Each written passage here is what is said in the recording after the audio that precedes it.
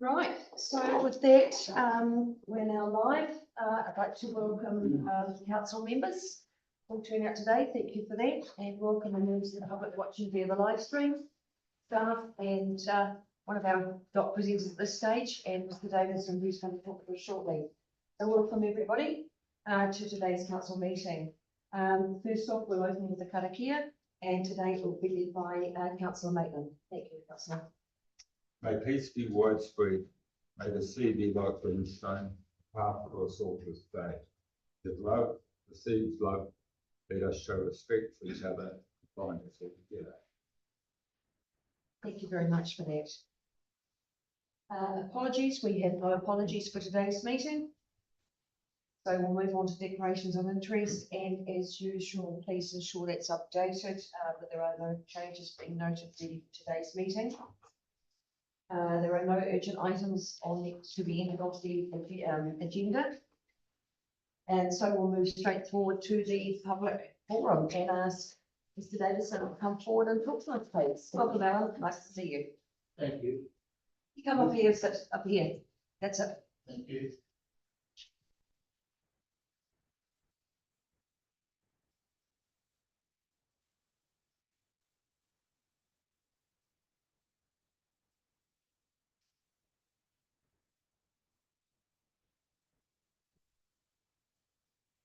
Good afternoon, worship and also councillors. Thank you for allowing me to annoy you for a few minutes. My name is Alan Davidson and I live at 85 Tancred Street. Now, as a crow flies, it's about 150 metres away from where we're sitting now. My neighbour is the Senior Citizens Hall. My home is a small 2-bedroom self-contained unit with a single drive and garage. My rates exceed $5,000 per year. The insurances for the house, contents and car has a yearly premium of $3,000.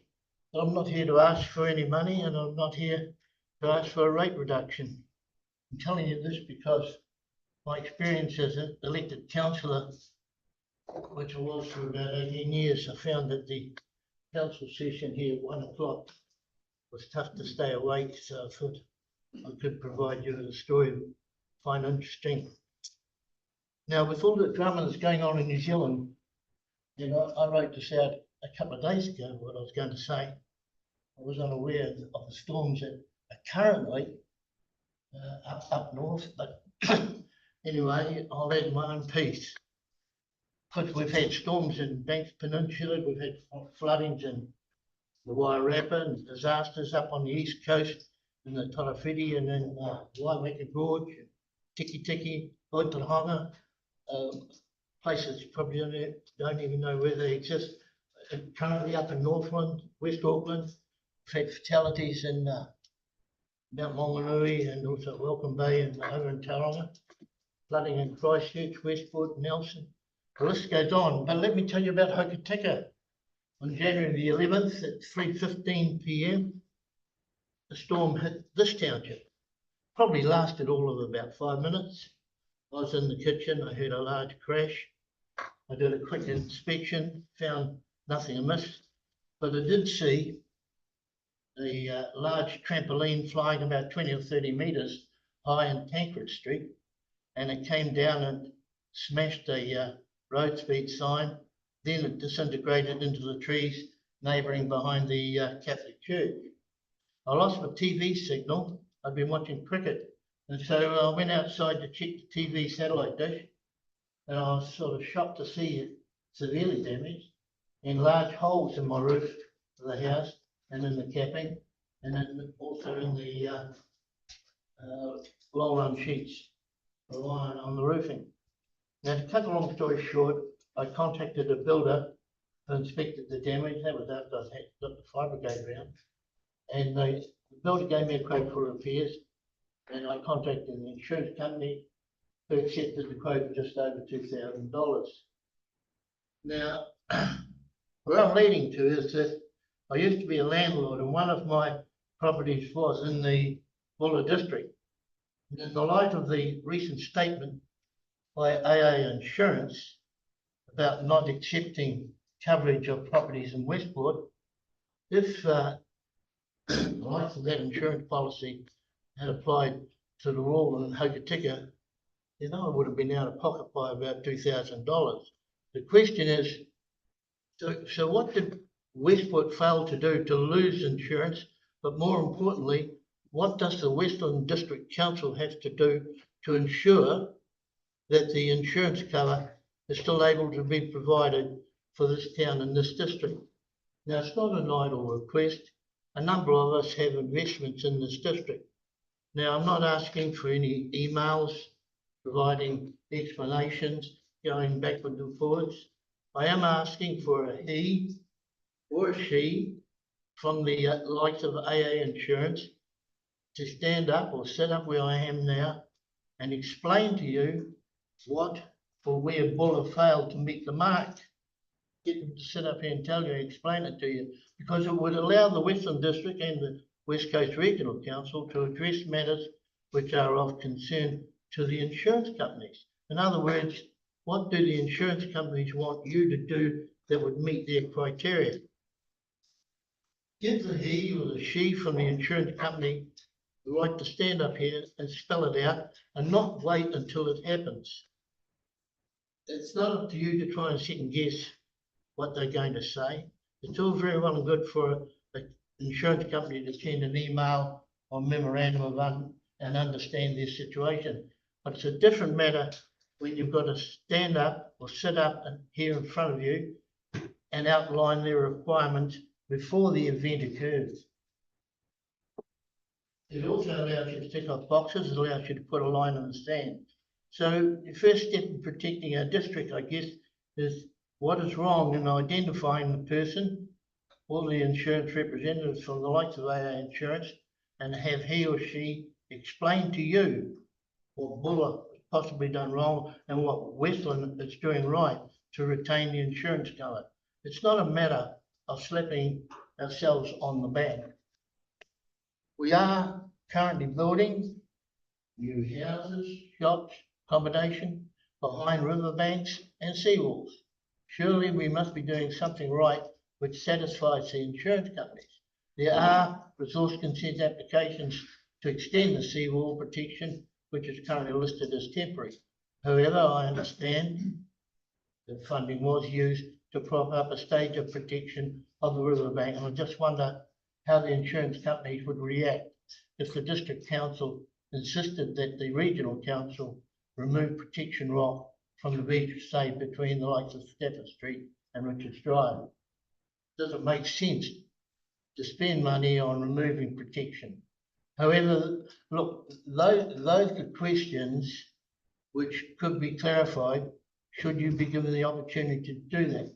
Look, we can't afford to let it slip. So I finish by saying, how about getting someone along, hear what they have to say, not wait until you see a trampoline flying from Rebel Street across the roof into Tancred Street, and hopefully you have insurance cover or if and when that event occurs. Not wait until they come along and then they say, look, we're not going to cover you. Thank you, Alan, for that. Thank you. And some of the insurance is a concern because we've seen what Buller's had to deal with since. And basically we're seeing around the country, we're all just 2 steps away from a disaster situation created by the weather, which will bring changes from the insurance companies. I appreciate that. Has anybody got any questions or discussion points they want to ask Alan about? Yeah, I'm not, thank you for your presentation. Thank you. And, yeah, my personal feeling from this is that insurance companies tend to be using New Zealand as a cash cow at the moment. I think hopefully with the river protection that's going in now should be any problems with the river. And in regards to the ocean, in my 73 years of being in Hokitika and thinking back to the 1980s, when the sea was coming through between which was West Strawberry and the old post office, now the Sockwood, and Driftwood was around the roundabout in the Regent Theatre, and that went on for about a month. And in my experience in Hokitika, the sea has always come and gone. And it's, I see it as a cycle event, so, you know, from my opinion, I think we're in a pretty safe position, and I don't think insurance should be a problem for cars there. Can I respond to that? We're just about out of time, but I'll let you have one response. Oh, Thanks, Alan. thank you. Mr. Maitland, thank you for those words. However, I'm not here to debate what the sea is going to do left or right. What I'm here to say is you get the insurance company man down here, put those matters to him or her, and then let them give you an opinion, not wait until after it happens. That's all. Yes, sir. Thank you. No, thank you, Alan, and I picked up on that, that is what you're after, so, we'll have those discussions and see, because it is an interesting point for everybody, on that, you don't want to wait till, to be proactive than reactive, put it that way. Thank you. So, thank you for your time, Alan, it's greatly appreciated. Who won the cricket? Right. Right, moving on, aware of time, do minutes of the council meeting. Thank you, Alan, you're right there, thank you. Council meeting minutes of 26th February 2026. Can I have a move for a second, please? Resolve that the minutes of the ordinary council meeting held on 26th February 2026 be confirmed as a true and correct record of the meeting. Thank you, councillor Glett. Councillor Maitland, thank you very much. All in favour? I'll just do that and I'll come to matters. Sorry. Just a correction, it says I chaired the meeting, that wasn't. So you read the karakia and I chaired the meeting. The attendance is not correct. I wouldn't agree with here if I wasn't here. No, we worked this month prior. They chaired. Oh, I see what you mean, sorry. That was hit by a red. Members present. Yeah, they might have copied and pasted the. So I think there needs to be a check that on the attendance. Yeah. Oh, I see what you mean. Chairperson, deputy mayor. Sorry, who did the karakia? Well, I'm not sure, we'd have to check. All right, so we'll check that, we'll check the live stream with that, so we won't be moving that, resolving as what I'd like to do then is receive the reports, receive the minutes. We'll have to bring back to the next meeting, that can approve those true and accurate record with the amendments. So if I can have a move and second to resolve that we accept the minutes with amendments to be made for that meeting. Is it willing to do the same again, councillor Blake, councillor Maitland? All in favour with that? Thank you. And Paul, did you have a separate matter from that in the minutes? Well, in the minutes, it's got the clarification that you raised. Which it wouldn't have if I wasn't here. You were here. You were here. Clarification was provided by Henderson, Yes. and I challenged that and asked, you said that staff had been not to check on them, and we couldn't find the record of it, and I asked for it to come back. So we can't stand in the minutes of this, it's incorrect. It's provided by which the comments made at the previous meeting, the deputy staff that it was only a temporary measure for replacement for police council. There's nothing recorded there to say that there wasn't going to come back with further information. I clarified the conversation that had taken part and that it was a temporary measure put in place. So I stated what was on record. Well, what I'm saying is that that can't stand as the record, because the record has to be correct, and it's not correct, because in actual fact, what I raised was a council resolution from the 22nd of June 2022. In Banbury, it was chaired by acting Mayor David Brothers, and it was a cap was put on FTE's the council, and it wasn't a temporary measure. And that's the part, if I can, councillor, where it wasn't actually defined for a period of time on that. I was there. I know that you were there. With respect, you weren't there. I was, and I know that it was in fact a full cap on until removed. It not been removed. Look, I'm not going to enter into this here and have a debate here because Well, I you were did there. ask last meeting for that to be clarified. and hasn't come back. No, So but been it's, put in if the I minutes can that it's please, correct. it is noted on there, the comment that I did as a correction, but it is not noted on there that you re-asked again for the verification of that information. That is the amendment that we need to put on there, and that is what we need to follow through with, am I correct? Not debating it now at this meeting where it is not an agenda item. Well, what chance do I get to, because that makes it look like, well, he's wrong and that's that. And I'm not wrong with it. As am I. I'm not wrong either. So if we can, that comment in there is correct from what I did as a correction, but it does not have that you asked to have the information brought to council table Which I did. for clarification, which is what you're saying you did. So we will have that as an amendment to come back to the next meeting, along with who chaired, who didn't. Along with the record of the meeting of the 22nd of June, 2022. Yes, and we may actually put it on agenda item to lay this to Reece once and for all, because it seems to be a contentious issue, which we're also seeing touted in the paper at the moment, so I'd actually like this to be, laid to Reece once and for all. So if everybody's happy with that acknowledgement, we'll bring that through to the next council meeting with the clarification, along with the other points there. Are you happy with that? Paul? Yes, that's all I asked last week. Right, thank you. So if everybody's happy with that, all we're doing is receiving those minutes. So I will hold off putting my signature to that until we've amended these minutes.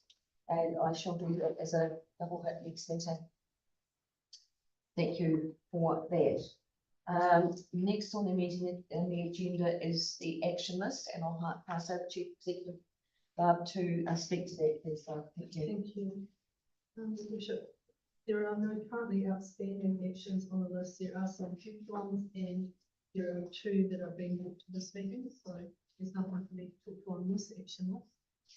But I'm happy to take any questions, and I would like to do just a really quick CE report on two items. Are there any questions regarding the action list? Yes. Please, Your Worship, regarding the council heat for and the options that we have talked about. The government, the use of the government building. I understand that there's a new option on the table for this that would come at no cost to the council to occupy the government building. Is this correct? I've had no such information provided to me, and it's not part of the consideration you've had. I'm happy to take it offline if you've got information I haven't received yet. But as far as I'm concerned, I've got no options other than the ones currently being. I have received an email from Heritage New Zealand. New Zealand. requesting that we have a meeting, but I haven't had the time to address that. That's only just come through. But I did see it there, and I did see the link to that, so I'm presuming that's what you're referring to. Yes, because there was some time apparent, but they haven't heard. No. Well, nothing's come to me formally at all, so I haven't had anything, or informally. So I haven't had anything in front of me, which. Even if we take that offline, I'd like to have that discussion. Thank you. Thank you. Thank you, Alan. So that being said, if there's no further questions, I'll just do a quick roundup on two items as part of the CE report. Just the Freedom Academy workshop today that we have explained due to staff illness.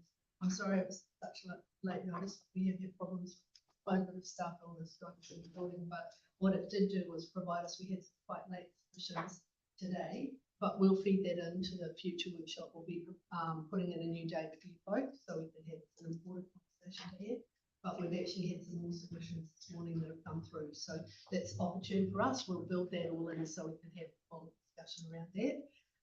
And then the second point was just to give you folks a sense of assurance, as I'm sure everybody is acutely aware of the current issues around fuel and what that's looking like across the country, let alone on the coast. As a council, we are already beginning and have started looking at what our contingency plans would be in a variety of scenarios. So we've undertaken that work. We've already been liaising strongly for some time with the civil defence and emergency components to see where we link in with that. But we'll keep you updated as to any impacts or any effects of that. But I just wanted to let you know that that work has already begun and we're working through that. So we need to see, as does everybody else, of what the impact from a national level would be for us, but we are working on our scenarios. I'm sorry. Yes, for some, quite a long way, well, was a bit, but we do have defibrillators on the coast shore, so there is hope for us all. But yes, thank you.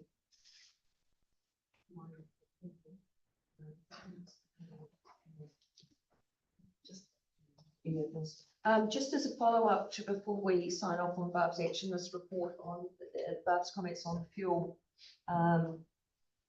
This is something that I know is causing a lot of anxiety and stress out in the wider community now. People feeling like it's a bit of deja vu from COVID days coming back to haunt us. So I think, you know, when you're out in the community meeting with people and talking with people, if the war were to finish tomorrow, the repercussions aren't going to finish tomorrow. So it's important that everybody thinks about what they're doing strategically and bears in mind the change in their pocket to be able to manage to get from A to B, but also, as we're doing here at council, managing trips and movements that involve the use of fuel and everything else, because food's going up very, very quickly as well. So the repercussions are going to be quite dreadful coming forward. And I think we've got to be very mindful of that. What concerns me the greatest is how this will play out in people being able to cope. So, you know, if everybody can be mindful of that and have those conversations, and it's just reassurance. We are over this, and I can assure you the government certainly is over this. We had a meeting with them, and conversations and communications that will be forthcoming very quickly, as will steerage and guidance going forward. So, yeah, we're not in easy times by any means. So just going back to Barb's action list and the following 2 points she raised regarding freedom camping and workshop and a fuel. If I can have a move in a second, please, and resolve that the updated action list of the chief executive be received, and those items completely be removed from the list. Thank you, Councillor Maitland. Councillor Munns, thank you very much. All in favour? Carried. Thank you. Presentations. We welcome Owen, Wayne and Tim to the table this afternoon, sorry, to present to us.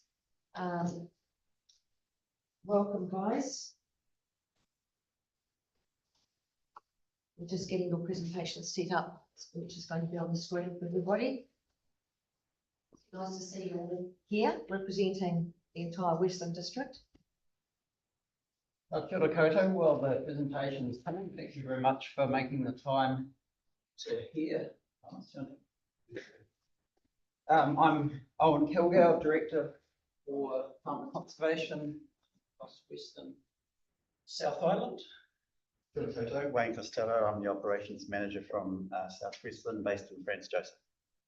And I'm Wayne's equivalent here in Hokitika, for the Hokitika District, I'm sure.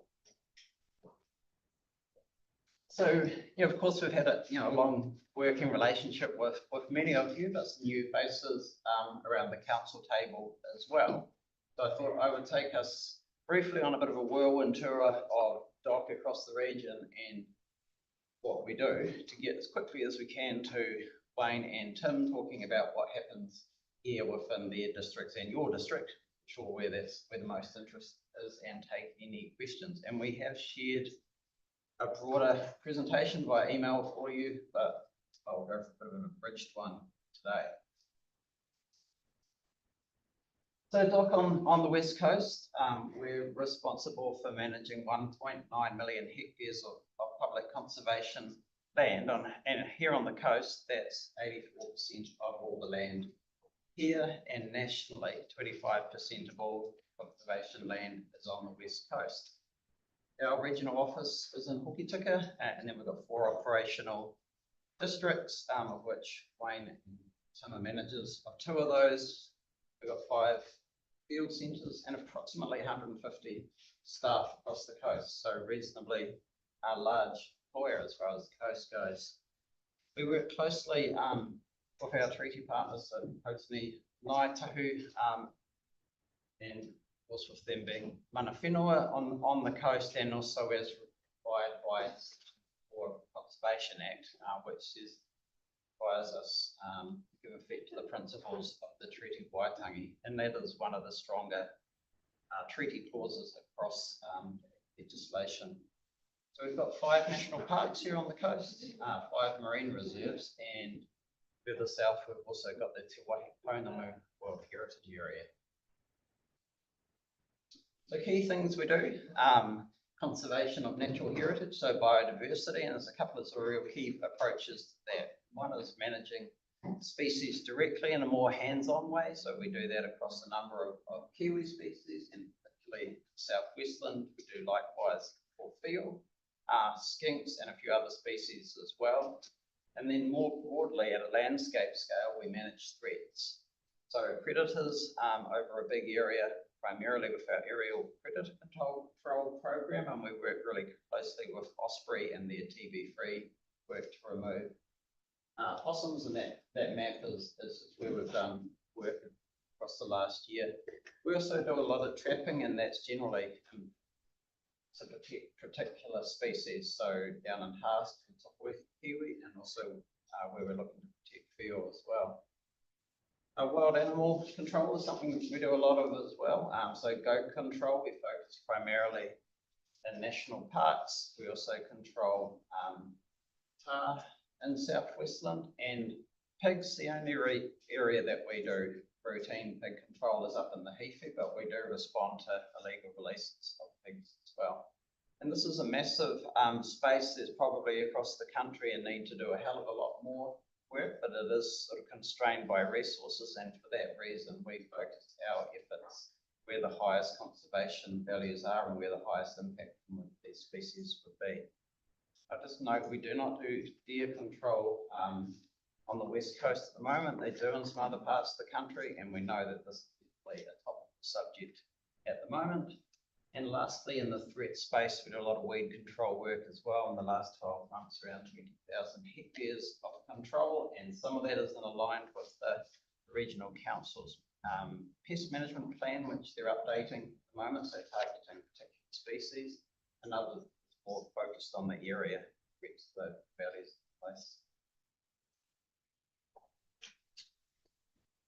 Across the country, but certainly here on the west coast, we essentially provide the visitor experience both for locals recreating and also for tourists, and we know that here on the west coast around 90% of visitors to the coast will interact with nature, and around 70% of the visitors to the coast, nature is the primary thing that brings them here. And just looking at these pictures, so any of the tourism promotion, heaps of material from your council and others, everything you're looking at tends to be nature and nature on public conservation land. Just some highlights of some of the things we've got. We've got 8 really key visitor experiences, like walk to Lake Matheson, great walks, 3 visitor centres, and a ton of other infrastructure associated with that. But as well as conserving natural heritage, we're also responsible for conservation of cultural heritage. We've got 6 Whenua sites here on the coast and 275 historic sites that are actively managed. So some of it's industrial heritage and all other sorts of heritage. We play a big role as a land manager, and probably here on the coast and more so than anywhere else. And with so much of the land on the coast being public conservation land, then there's a real unique position, I guess, in our responsibility and how people live with the land on economic activities that occur on the land, and acknowledging that there is that real important interplay that people need to be able to live in this environment and to thrive. We need a thriving economy, and lots of that is connected to activity on conservation land. So here on the coast, we've got 123 grazing licenses. There's 56 mines or thereabouts operating on public conservation land, and heaps of other concessions for guiding, easements, patches, aircraft landings, and other things.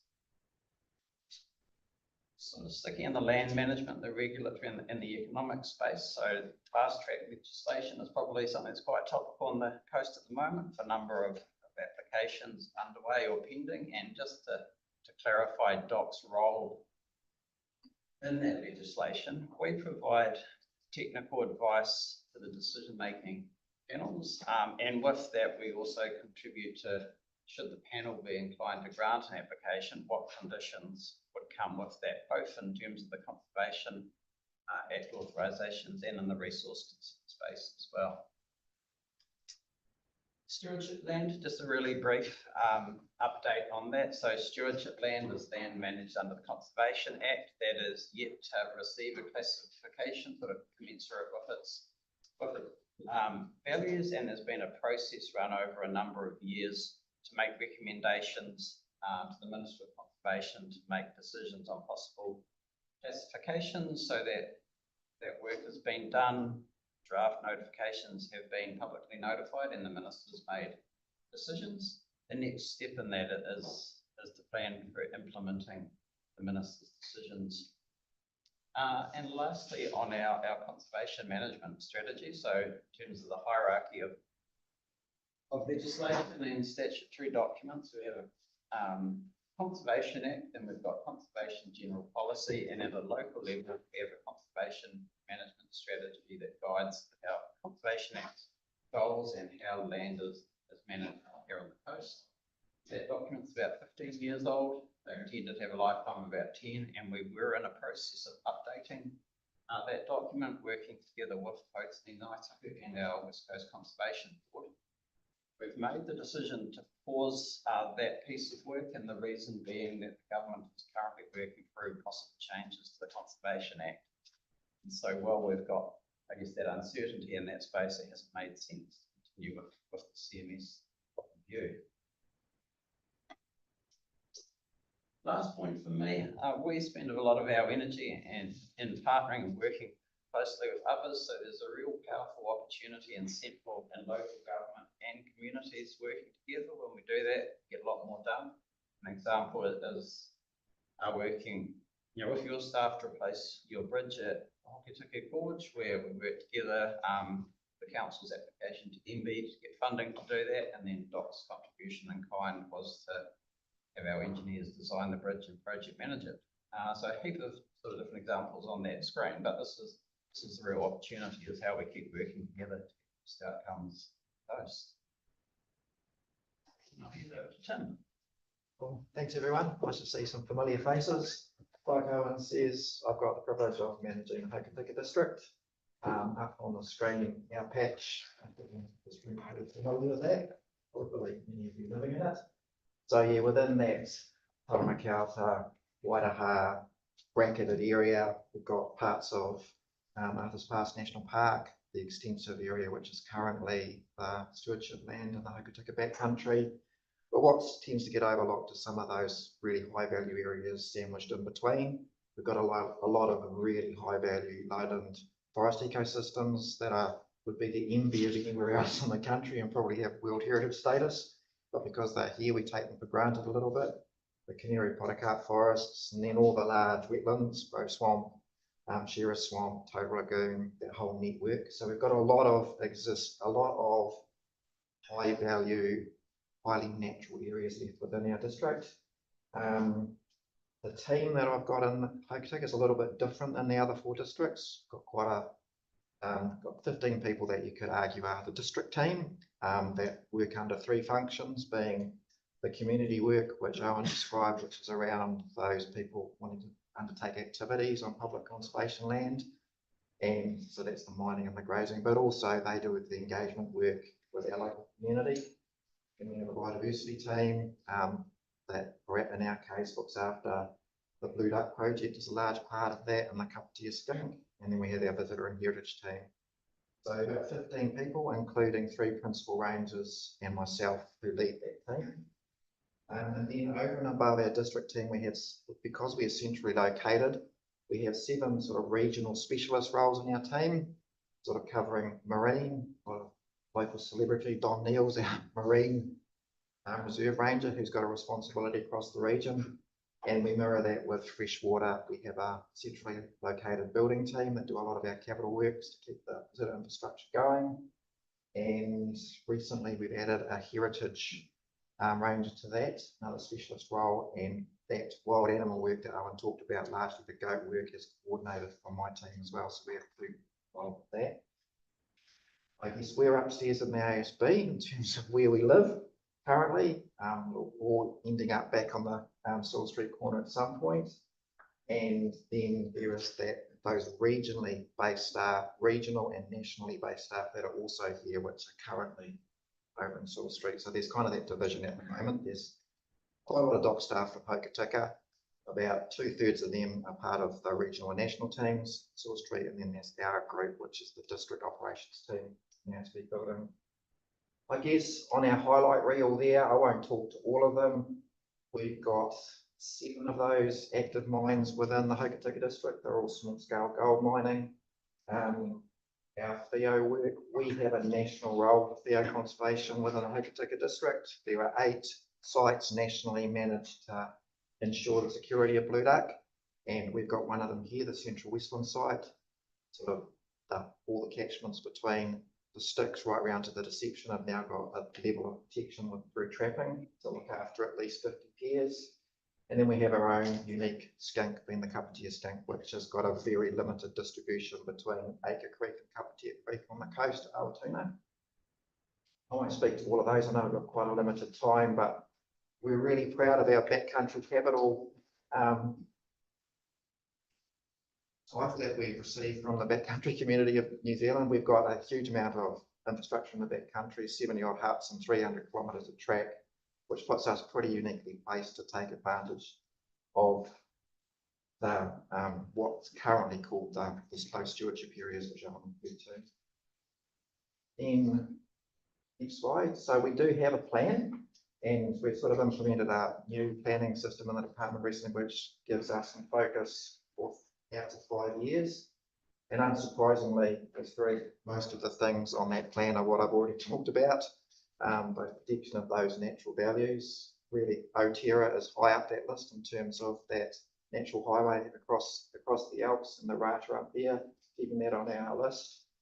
The reference to Mana Whenua and telling the stories there are 2 existing plans, the Waitaiki Historic Reserve Plan and the Mahinapua Management Plan, that we're really keen to work with Mana Whenua to realise and facilitate.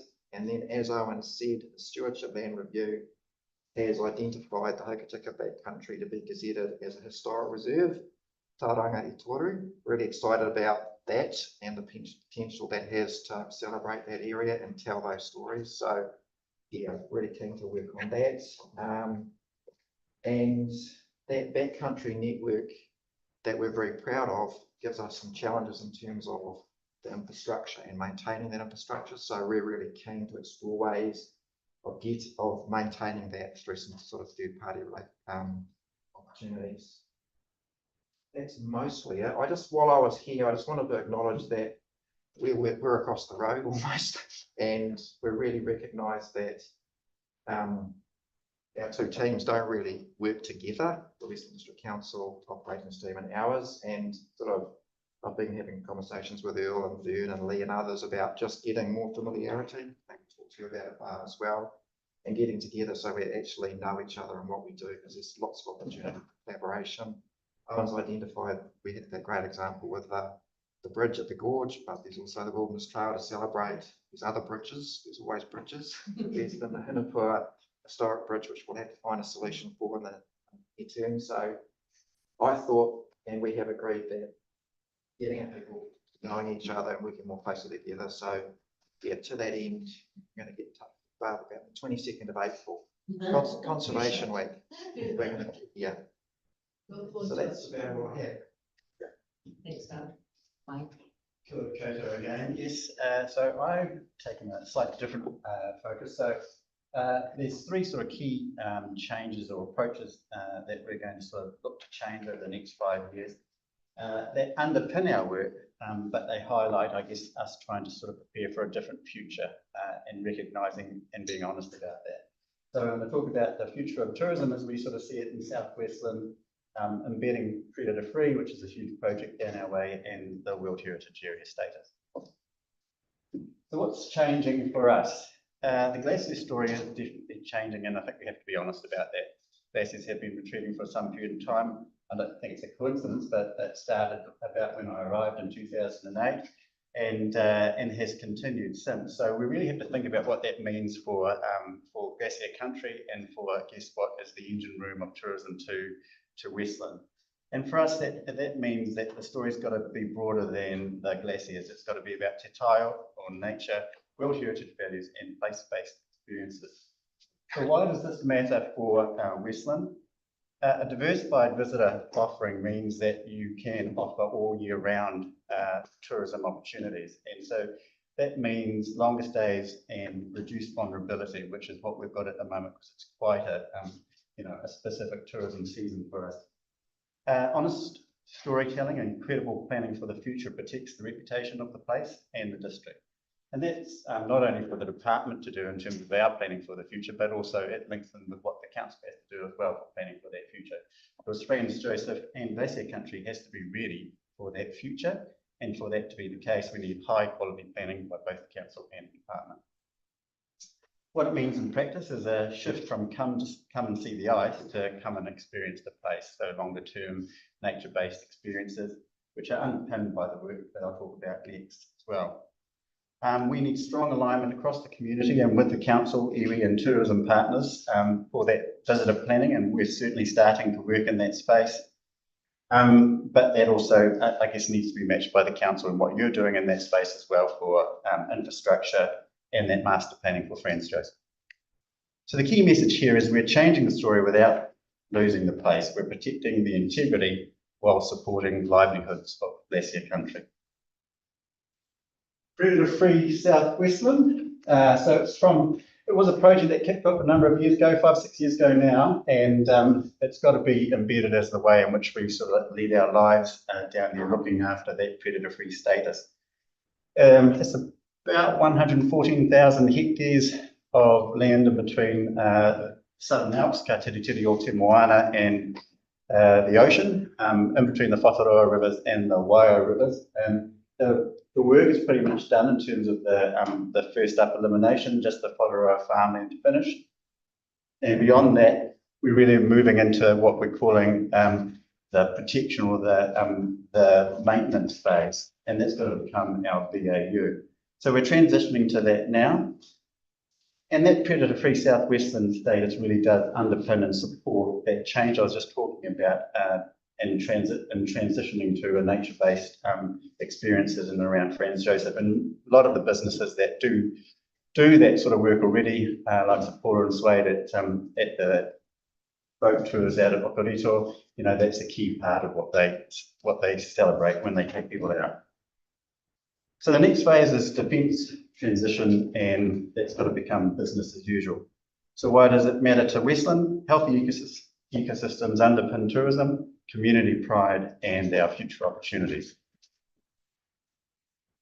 Not far. So one of the things I did today is I brought up two Kia that we bought just outside our workshop, and they were tested for lead, and they had high lead in their system, which means that they're likely to die if we don't get them to a hospital in a very short space of time. And that we've bought about 5 or 6 Kia in the last week alone and shipped them off to a hospital to undergo treatment for lead removal. This is a problem for us when we think about that future where nature is going to be part of what we celebrate. We have to genuinely do that across the board, not only in what we do to protect them from the predators, but also in how we look after them in the settlements places that we live. So one of the things that I have been talking to the council about, and I know the Kia Conservation Trust has been talking to the Selwyn District Council about, is bylaws that protect Kia in the places where the nature sort of has an interface with the settlement. And that's something that's really important, I think. So it's not only in, I guess, removal of lead, it's how you construct your buildings to make sure that they're sort of Kia proof. It's something that we do all the time, or try to do. And it's the way in which we look after rubbish and stuff in our townships out the back of our businesses. So I think that's a key thing for us to think about in the future as well. So visitors and residents don't separate conservation from town management. They experience one place. So we need a strong community, iwi council and landowner stewardship in maintaining that predator-free games. And that's what we see as an important part to work with council on in future. So lastly, Te Wahi Pounamu. World Heritage isn't a logo, it's a standard we're expected to live up to every day. This place is one of the most special places on the planet. That's why it's been created as a World Heritage Area, and we need to collectively own that responsibility. Protecting our outstanding universal values includes nature and cultural narratives. So why does it matter for Westland? World Heritage strengthens the district's global identity and long-term appeal. Credibility depends on how well we care for nature and how well visitor pressure are managed, whether they're at our dock sites or at our nearby townships. So what this means in practice, it means visible, genuine, and credible care for nature in all that we collectively do in our towns, our gateways, and in our high use areas. And so council, dock, and the community alignment in protecting what makes this place unique is a key thing that we need to focus on in future. So those are my key points around our future in Southwest and working with the council to achieve those things. Maybe just, to add to Wayne's points and where the opportunity and I guess the ask is that when we're communicating that South-Westland piece, so, great work's happening in terms of getting visibility of things like Epitaph Slip, getting government attention to that, but it's our opportunity to tell that holistic story of the offerings that we've got to have the road, we've got to have the town and the infrastructure, but equally how that tourism piece evolves. And we are great at telling the story of infrastructure. We need to tell the nature story as well, because that's what brings people here. So how do we link that whole piece up so that we can support each other's, I guess, focus areas?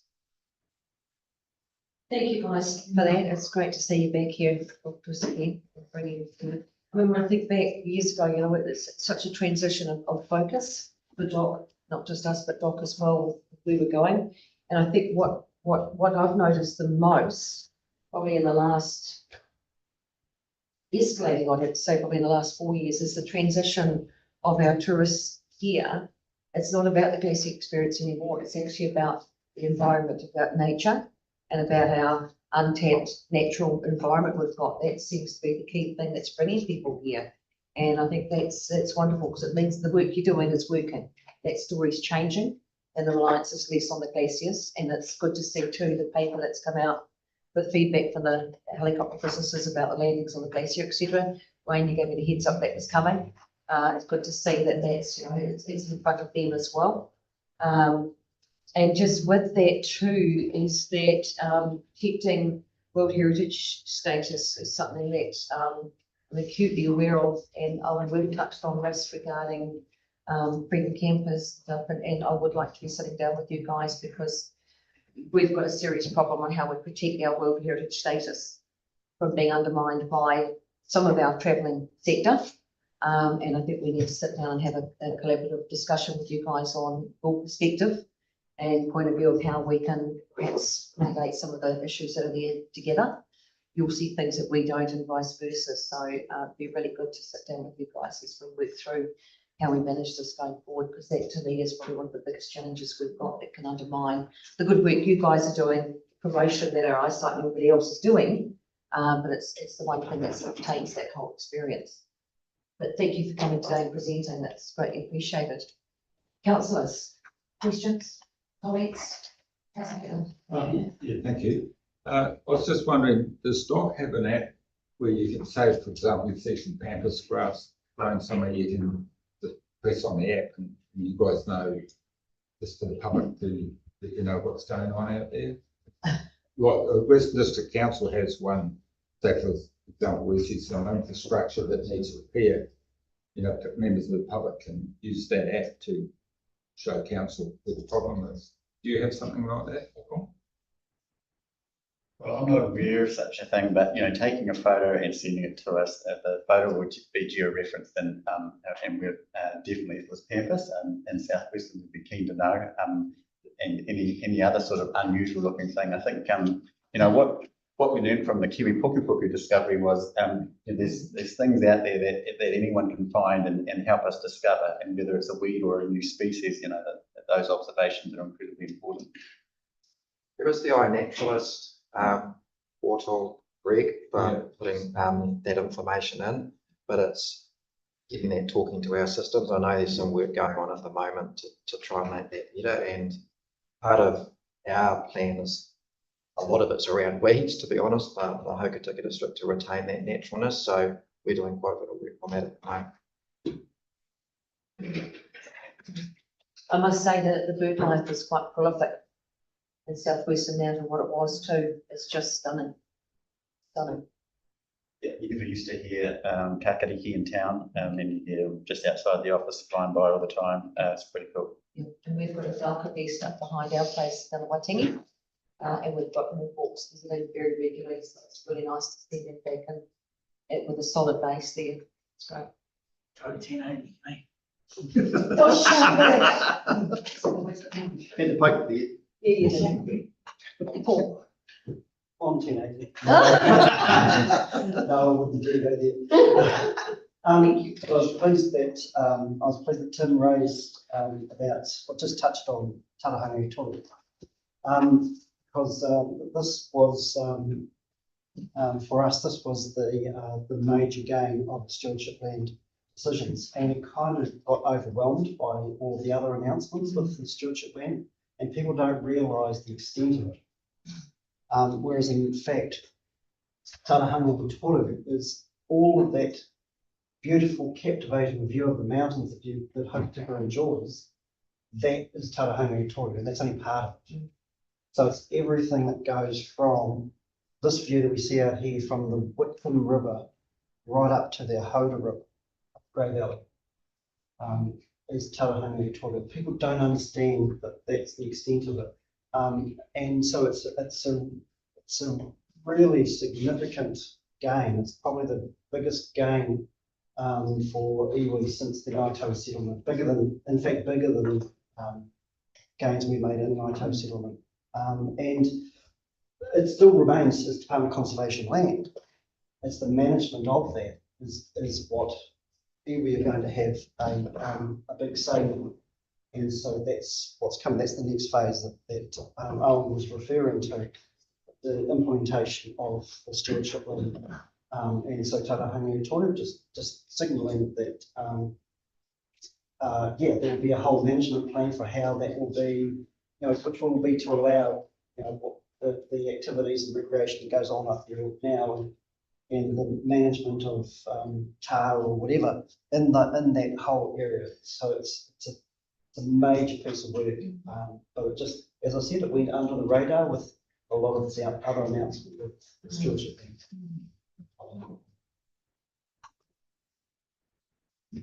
Yes, Councillor. Say thanks to Wayne for everything down at South Western, all the tracks that you've been good to work with over the years. And the only thing I've got is Lake Wainsy. Wayne has some big plans for it, but it will stop the conservation board. And I'd like to see that come in. There's a lot of tourists go past there.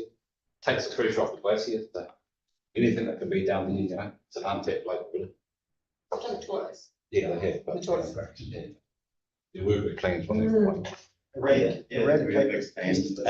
I guess depending on what happens with the conservation board changes, look in the future, and I guess those things could be considered again in that future.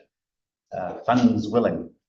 Yeah, funds willing, and just on that, it might be somebody else we need to bring to the table with that conversation on freedom camping, and where we have got parks and what's potentially adding to pressure points. So yeah, it might be one way around that conversation. Good people. Yeah, thank you. Fine for that. Anything further? Yeah, thanks. I've got one more question. Prior to 1080 drops on the coast, there's a lot of deer were processed at the Silver Fern each month. I heard it was something around about 500 from private ground shooters.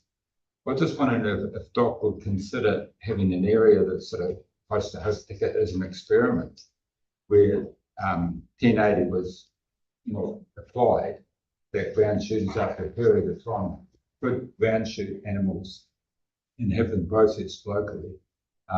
Because I think that a lot of the deer numbers now could possibly be so high because of the fact that they can't be processed as they may have residue in the meat.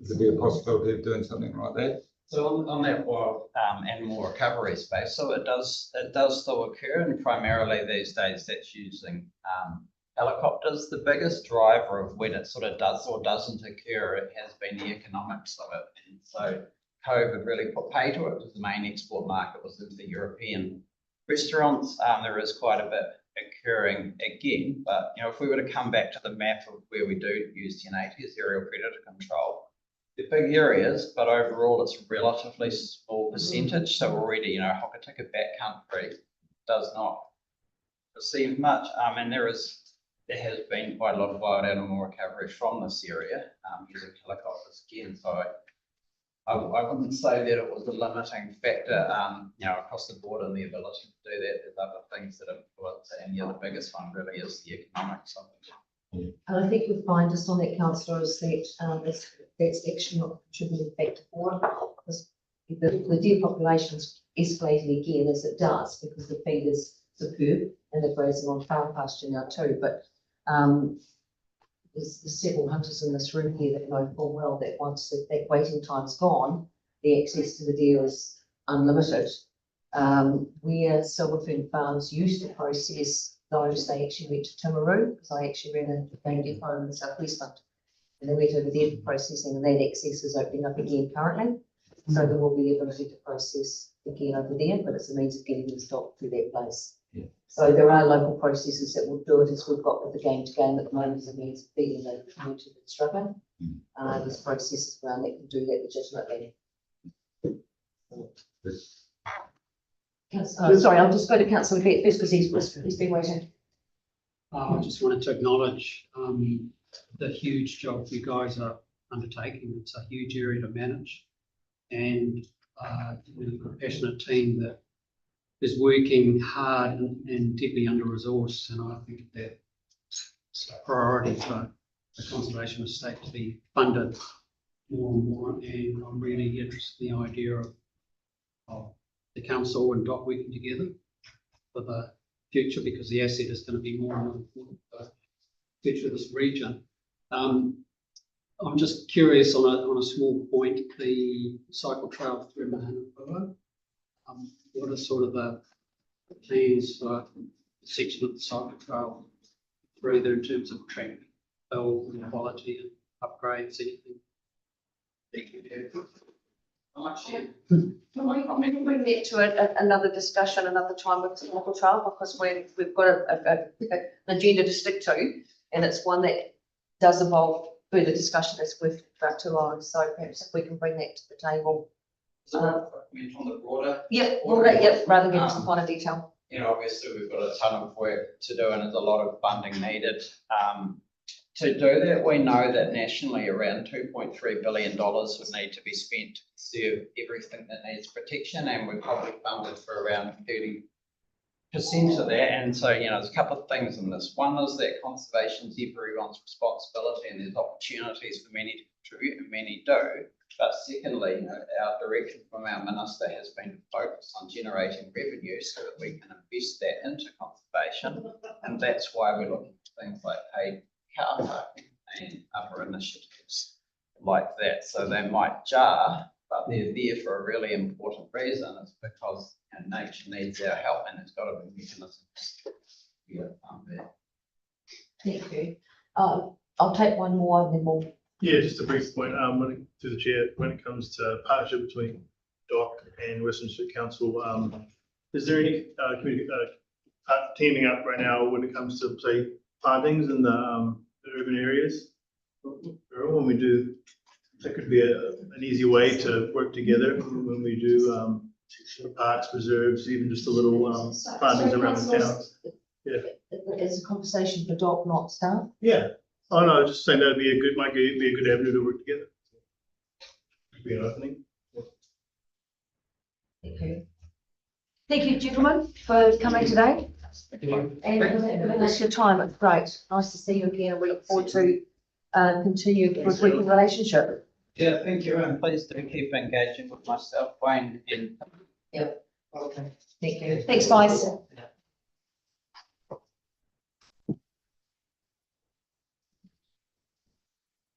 Yep. So before we just move on to the staff reports, if I can move the second please that we receive the doc presentation. Thank you, Councillor Glegg, Councillor Munns, thank you very much. And now we'll move on to staff reports and I'll hand over to Executive Barb to do the introduction to Cody. Thank you. Just firstly, Stephen apologises, he is unable to be here today because it's on a course, so we're investing in him heavily, which of course will exploit horribly in the June, so that they couldn't be here today. But I think it's a credit to the team that he has absolutely no worries about Cody presenting today and being confident, so it's a credit to him. Thank you for that today. And the only other thing I'll say as introduction today is that you may have noticed that he has, and Stephen and the team have included a glossary at the back of the report to help some of us traverse the dark arts of financial information, but hopefully it's a step towards helping us understand the financial information. So that's going to be a constant going forward. And you've heard Stephen talk a little bit more about how he wants to see the reporting and the transparency of it. So I'll hand over to Cody to do the hard yards and we'll support you. Yes, good afternoon, Your Worship and councillors. Through Your Worship, I present the financial report for February 2026, and I'll take it as read. Just got a couple of things to note on page 28 of the agenda.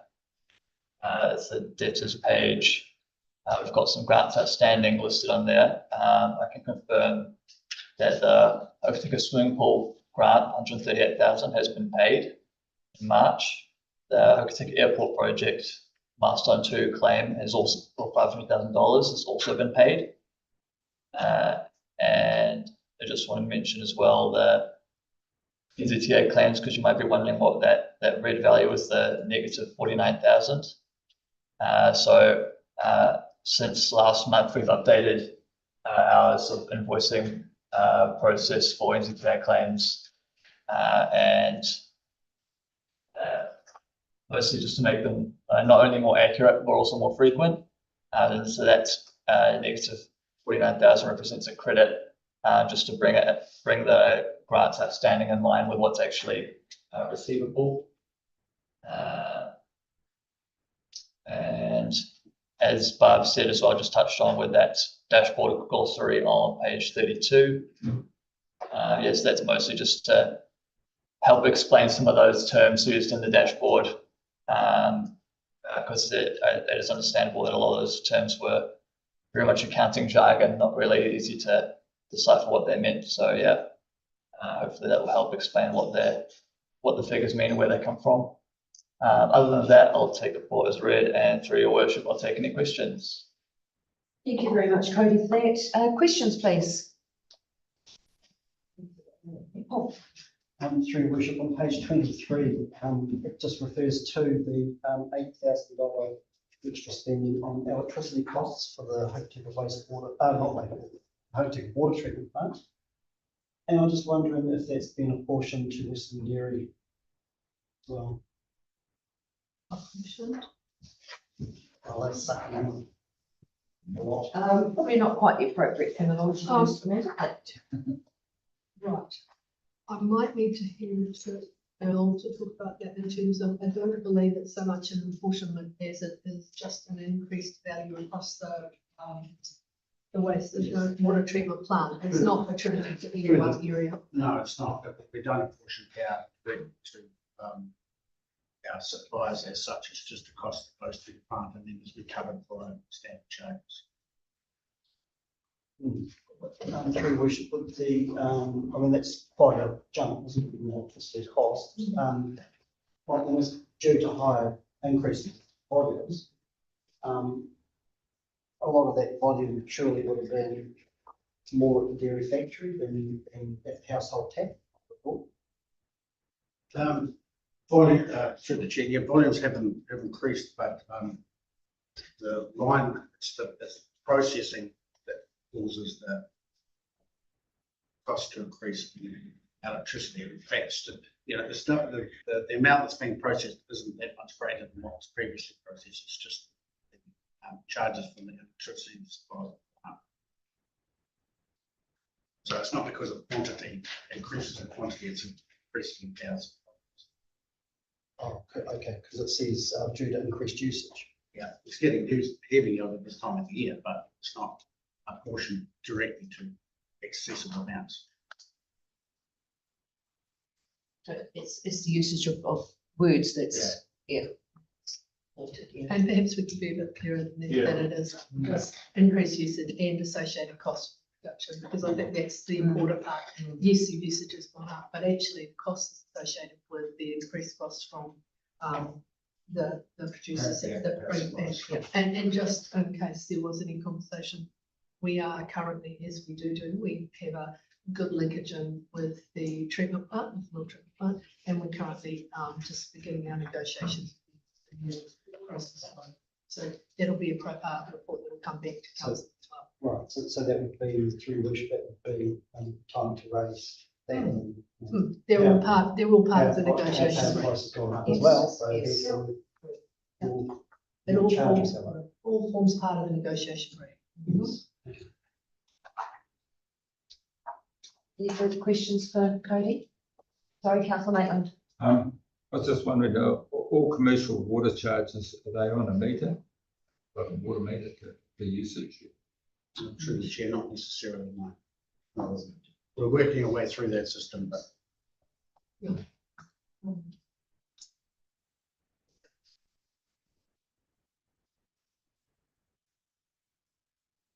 Likely today, Cody. No further questions for Cody? It's just a clearer report. Yes, it is a very clear report. And thank you very much for that, for the work that you've been doing with our Chief Financial Officer on what's presented to us. It's greatly appreciated. You guys have poured a lot of time into this, and we are very grateful to you. If there's nothing further for Cody, can I move from a second, please? We resolve that the financial performance report for 28th of February 2026 be received. Councillor Collette, thank you. Can I have a seconder, please? Councillor Mahera, thank you very much. All in favour? Thank you. Thank you. Carried. Thanks, Cody, very much. Right. Next report, is the Hokitika Wastewater Treatment Plant Oversight Committee. I'll take the report as being read. We are purely making acknowledgement of the disestablishment of the Hokitika Wastewater Plant Oversight Committee at today's meeting. I have sent out letters of thanks to the members that sat on the committee with us, acknowledging their service and time given. And the money that went into that project over the 5-year period. And I would like to acknowledge a special thanks to the late James Russell, who also was an invaluable member of the team, whose knowledge, dedication and presence we greatly missed throughout the community, but also should we have to reconvene that committee at any future time. So as I said, it's purely acknowledging the disestablishment of that committee. And I'll have to remove the seconder, please, and resolve that points out that the report be received. The council approves the disestablishment of the Hokitika Wastewater Plant Oversight Committee. And as I said, I've already gone out and thanked officially all the members of the committee, but it's acknowledging that we do formally thank all members. Can I move the second, please? Sorry, Helen, just comment before we do that. I'd just like to also acknowledge, following your acknowledgement of Jimmy Russell, Barry Wilson, at the time he gave to the committee, Yes, true. had actually passed away, was still serving on the committee. So True. Thank you, councillor, for bringing that up. That's quite correct. Because he also was an invaluable member at the table who contributed a lot to that committee. And maybe we note Barry maybe sat on that committee as well. So can I have a move in a second, please, that we can resolve those points? me too. Thank you, councillor Bernard. Deputy Mayor Bernard. The seconder, please. Councillor Glett, thank you very much. All in favour? Carried. Thank you, everybody. Next report is the eyesight report, and Sorry. I was going to speak. yes, and I'll ask our chief executive to speak to that, please. So just for folk, to give everyone, I'm assuming people have had an opportunity to read the report, just to give you the context of the report. I know people have wanted to be more up to date with where the eyesight is currently sitting as opposed to when it came across into the council from the previous destination investment position. But the intention of this is a noting paper, just to bring understanding of that. We are developing a cost and benefits that will inform the annual planning process. That will be part of, the eyesight will be part of a wider tourism investment that we're looking at from a council. So that will be part of the annual planning conversation we're having, and we'll see a cost and benefit, which will give more detail in terms of metrics at that point. So I just wanted to let people know that's where we're seeing this work, so you can see where the costs. Thank you.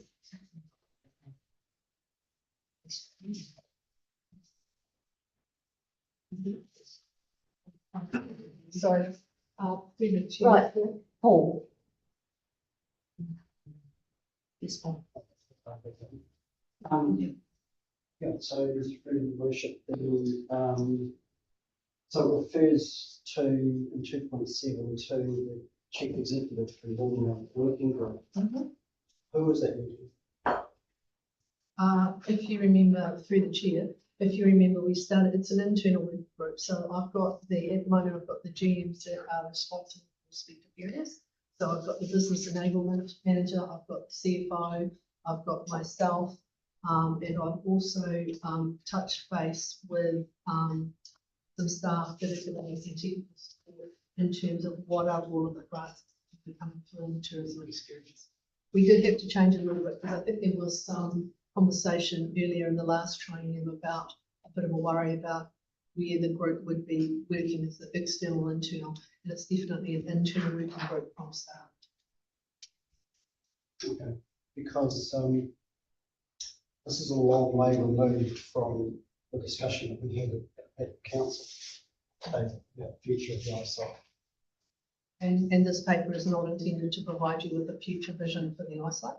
This is provided to you as a noting paper through the chair, so that there is a status. And I have to say to you that there seems to be an ongoing debate about the purpose of eyesight, and I've continually reiterated the fact that this should be seen, in my view, as part of the wider tourism experience. Otherwise, you're not seeing a full picture of what you're making a decision on. Now, I can keep reiterating that, but I believe that the best place for this is through the annual planning consultation, where you can see the costs and benefits, you weigh it up and the public weigh it up, and then we know where we're going with it.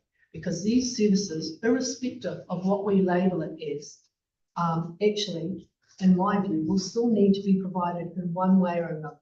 How we do that is up to how we want to deliver it, but it's still going to cost money. But let's understand what it is.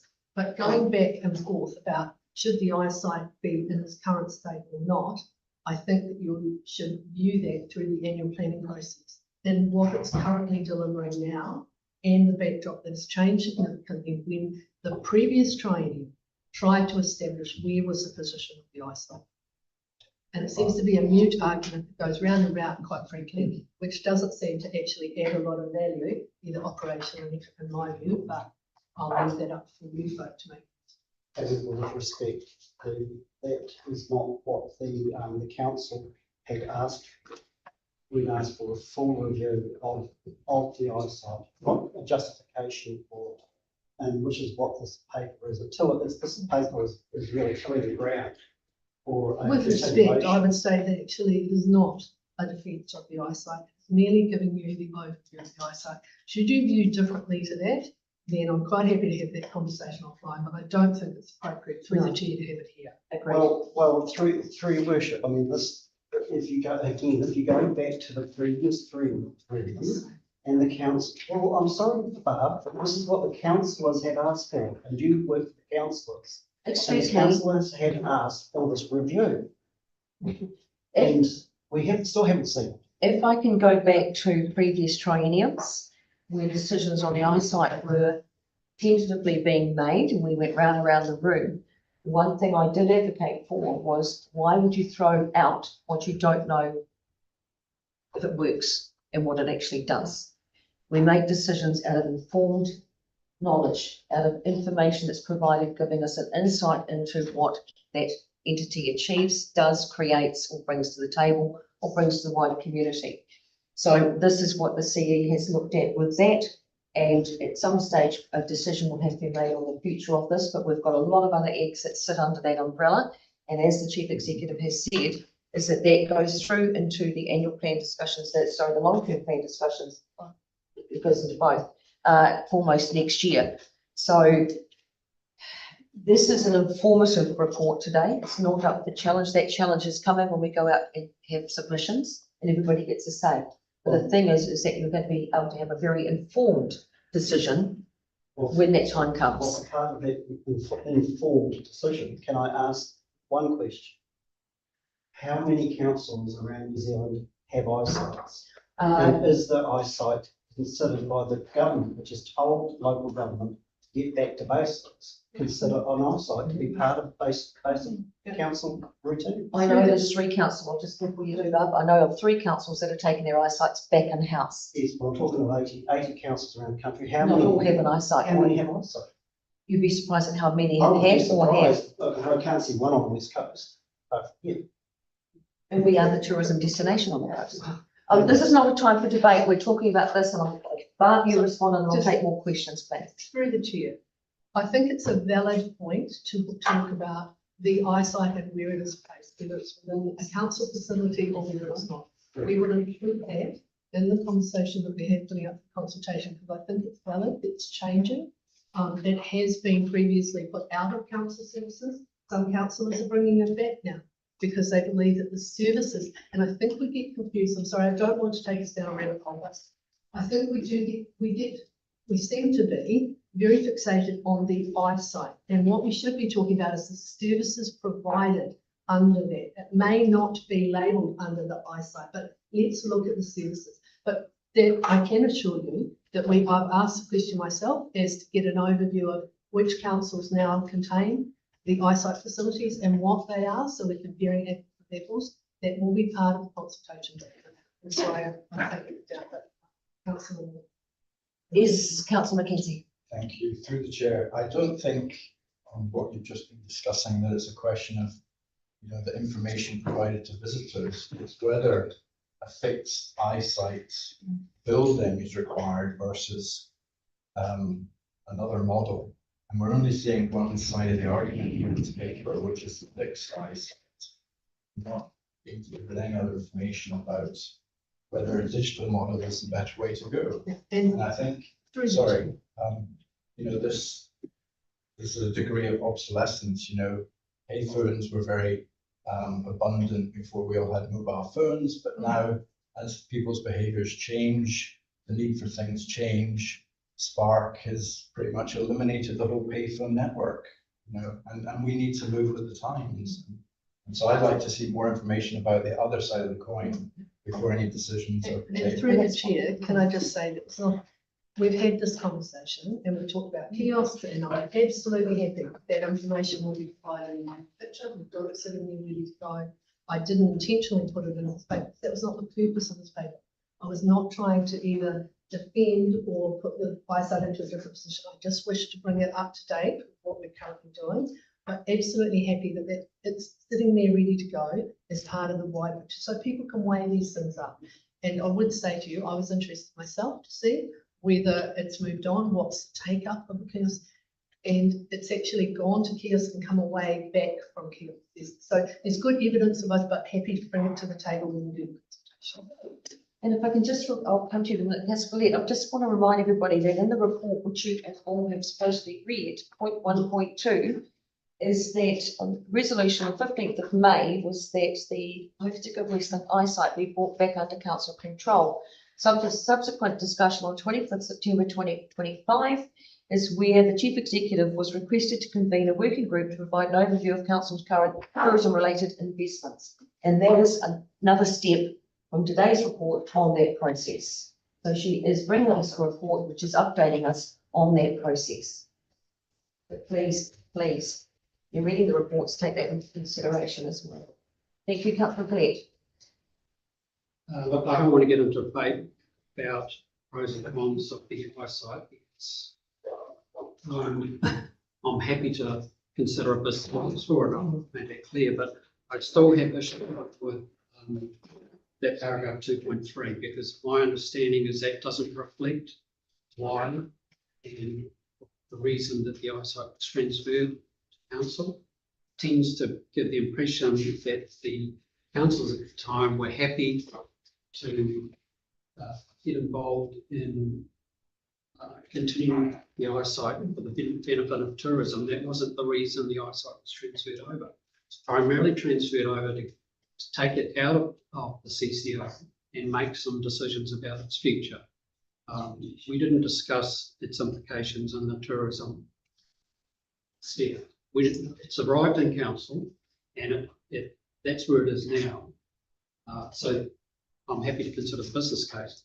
But it does say in the report that there's 12 months of activity. So isn't there not enough information now to get a perspective on how this entity is performing so that we can actually have a look to see whether there is a business case? Why does it have to go to an internal working group for more work? Why can't we see stuff that's been going for 20 months, 12 months worth of figures? Can we not see something now? Yes, so through the chair, I deliberately didn't bring the metrics to the table because actually you need to see it in the book. We're not just talking about the eyesight. We keep referring to the eyesight. It's the services that are provided from the eyesight. And if you can see those in entirety about what we're providing as a tourism experience, then it makes sense. If you want to know how many people walked in the door, yes, I can give you those metrics. It's important to understand if it's been improving and if it's been encouraged to be had more use. But you should see it as part of the bigger picture. I'm somewhat surprised that we seem to be going back to trying to see it when it was in retrospect, as opposed to looking at its current position and what opportunities and challenges we have going. So I make no apologies for not putting it in this one because it actually just gives you a line, but it doesn't actually give you any real information that you can compare it. So, but I'm taking on board the comments. We'll make sure that as we have the conversation coming into the annual plan, all of these will be addressed so that you can view it on its own metric. I'm happy to do that. So, to the chair, so do you have any indicative timing on when we might see this overarching business case? You'll see it with what you'll see as part of the consultation document in the annual plan. It's coming in that time. So that's within the next month and a half coming forward. So I haven't got the exact dates. That's all right, in the next month, that's good, yeah. Right, so if there's no further questions on that, can I move it in a second to please resolve that the report be received and that council note that an internal working group has commenced reviewing the costs and benefits associated with council's tourism related investments, including Hokitika Western Eyesight with a view to inform annual planning consultation, and that council note that the working group continue this work, including consideration of the district's overall visitor service approach, the value of council's tourism related investments and the role council plays in supporting the visitor economy. And we move into second to please resolve that we accept. All that, Councillor Martin, thank you very much. Do I have a second to please? Councillor Martin, thank you very much. All in favour? Carried. Thank you very much, everybody. Excellent. Right, moving on to the Easter Sunday shop trading policy, and I will hand over to the executive. Right. Easter Sunday shop trading. We're getting on to the ones today. Look, this is really to give you seeking the adoption of the Easter Sunday trading policy in 2026. There are no significant changes to it, but it does inform you that we did go out and seek feedback on the policy. We received 8 submissions. 7 were favourable, 1 was not. I note that they've been attached to the paper for your review so that you can see it, and also the table that gives you the overview of it. And I don't know that there's very much more that I can say to it actually, other than this is the current policy that we've had in the past, and up for the council to make this whether it wishes to adopt it for the recommendation, which requires not approval. Right, questions please? Councillor. Not really a question more so. I guess there is a question. How are we going to let inform the community ASAP once we do adopt it? Let us go on the website, or And we do, I think there's So that actually. people ask me in the street. And it will go out on the website, but I think we actually also put it into a publication, so it goes Yes. into the newspaper, so you can see that the adoption of this has been accepted. And then I know that the team will be doing work about distributing information to business, et cetera, about what it may look like. So that's all part of the package that it will do. A bit late, but I mean, it's done. Hopefully it gets done, but There's no yeah, change to no. what's been previously done, it's just I guess reiterating that there is no change and it's been readopted. Yeah. But had there been a change, we would have had to have been. the timing probably could have been a bit, it's, Voted on that one, and I mean, there has been a lot of requests for this, in particular from our South Westland communities. So I think on the back of your question on letting people know, I think we'll get something out to the community. Basic country, past promotion, all those groups, so they can that's feed it good, out urgently. And same here with the host business, so we'll focus on that and make sure that everybody's got that notice. A post business, right? Councillor Burton. Happy to support it, just want to thank the people that took the time to sit in that. Yes. Yeah, absolutely. Councillor Maitland. It's the handwritten letter was that by Francis Stapleton, was it? Yeah. I'm actually happy to support her point of view, and that's more coming from the days when we used to have Friday night shopping and the shops were closed Saturday and Sunday. So I think in those times, I felt that it was that the social benefit was far better for families. People were doing those sorts of things rather than commercial interest all the time. And I see this as just a further nail in the coffin, the final nail in the coffin in that respect. And I think we seem to be governed more by money than actual experience these days. So I fully support these, and I wouldn't vote for Sunday. Noted, there will be opportunity with you shortly. That's Paul. Thank you, through worship. I fully agree with having trading on Easter Sunday.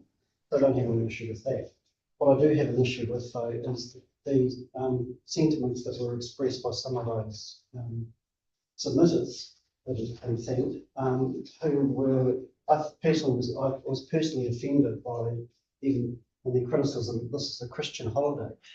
And as a Christian, I find that really offensive. And, it's a religious holiday, etc.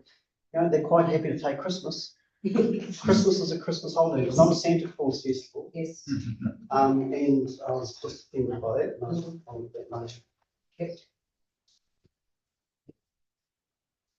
Yes, and it's actually noted on more than one submission too. Yes. Okay, so we'll just note that as a comment on the submissions. So with that, I'm taking that that's the end of any discussion on this matter. So the resolution is that a report be received and that council considers all the submissions received in making its decision, and that council approves the Easter Sunday shop trading policy 2026. Are we going to be requiring a vote on support or not support? Is everybody quite happy that we move second and move this forward?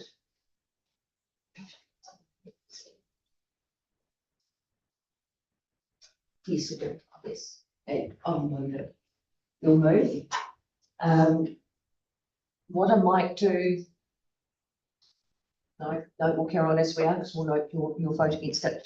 Thank you, councillor. Do I have a seconder, please? Councillor Glett, thank you. All in favour? Against? Councillor Mather, and would you like that to be noted? Yes, please. Yes, certainly.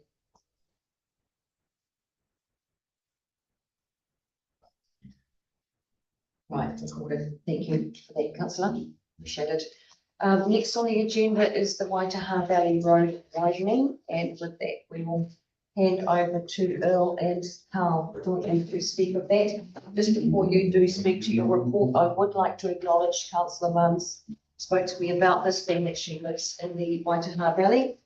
She was concerned about a potential conflict of interest with this, as we are not making an operational decision here. We are just sanctioning the CE and staff to progress the corridor access approval process. There is no reason for her to remove herself from any discussion or approval of a report, but I would, and she would like to have that acknowledged. Thank you, councillor, for that. Gentlemen, the floor is yours. Leadership, councillors, members of the public. This item has come to council attention. You'll remember that local residents from up in the Waihara Valley came and gave a bit of a presentation and a bit of voicing their concern in regard to road widths and potential issues at this location, heavy trucking and exactly what's going to happen with the potential power. So with that, I'll hand over to the transport manager. Thank you. Your worship, councillors. Yes, take the report as read and open for questions, really. Relatively self-explanatory, I hope. But Thank you, Carl. And I guess too, the thing is too, is that now that the consent has come, or the fast track has come through for the Waitaha project, we know it's going to be happening. And we know that the work is starting to progress as far as what they've got in plan inside. So, councillor Maitland. Just to clarify, if for the passing bays, will that be just what West Power will cover? Rather than waiting the whole road? yes. So what's come through is the proposal from West Power to put in six passing opportunities. And those are just localised waiting areas, just so that there's room to pull off and let the other traffic and lifting traffic go past. So if we were to go through and do more than that, we would do full widening on both sides to make it the full width. And that's where it gets challenging for us, is the business case for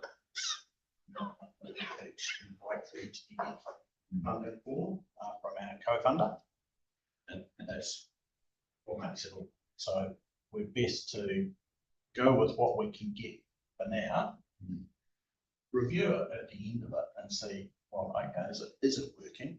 What's it doing for us? If we did need to go through and do more, we can look at what avenues we've got available to us at that point.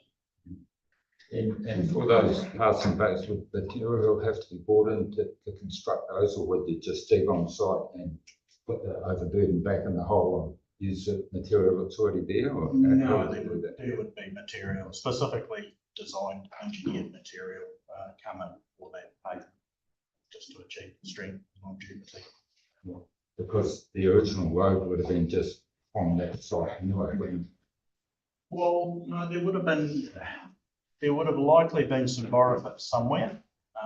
So, I mean, this road's come about as an original gravel road, which has just had a seal coat put on it, and that's why it's not particularly wide. The material would have been screened to a certain size, and excavated. All of the soft material would have been excavated and hard material put in and compacted at the time that the road was originally constructed, but with a lot older techniques. And we do the same thing now, but just using modern materials, modern techniques. If I can, I mean, it's operational, which we don't go, but I do know that West Power, etc., are looking at having a conversation with you guys on the road and the construction, etc.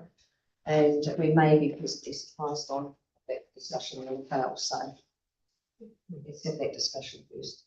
So just through the chair, one of the reasons we did this was because we had that compelling presentation earlier around what the issues were on this road. And what we didn't want to do was try and go through a process that would take time to get us into a position where we could probably circumnavigate a little bit of this by working closely with the other companies that were due to put things by prioritising. So that's what we're asking.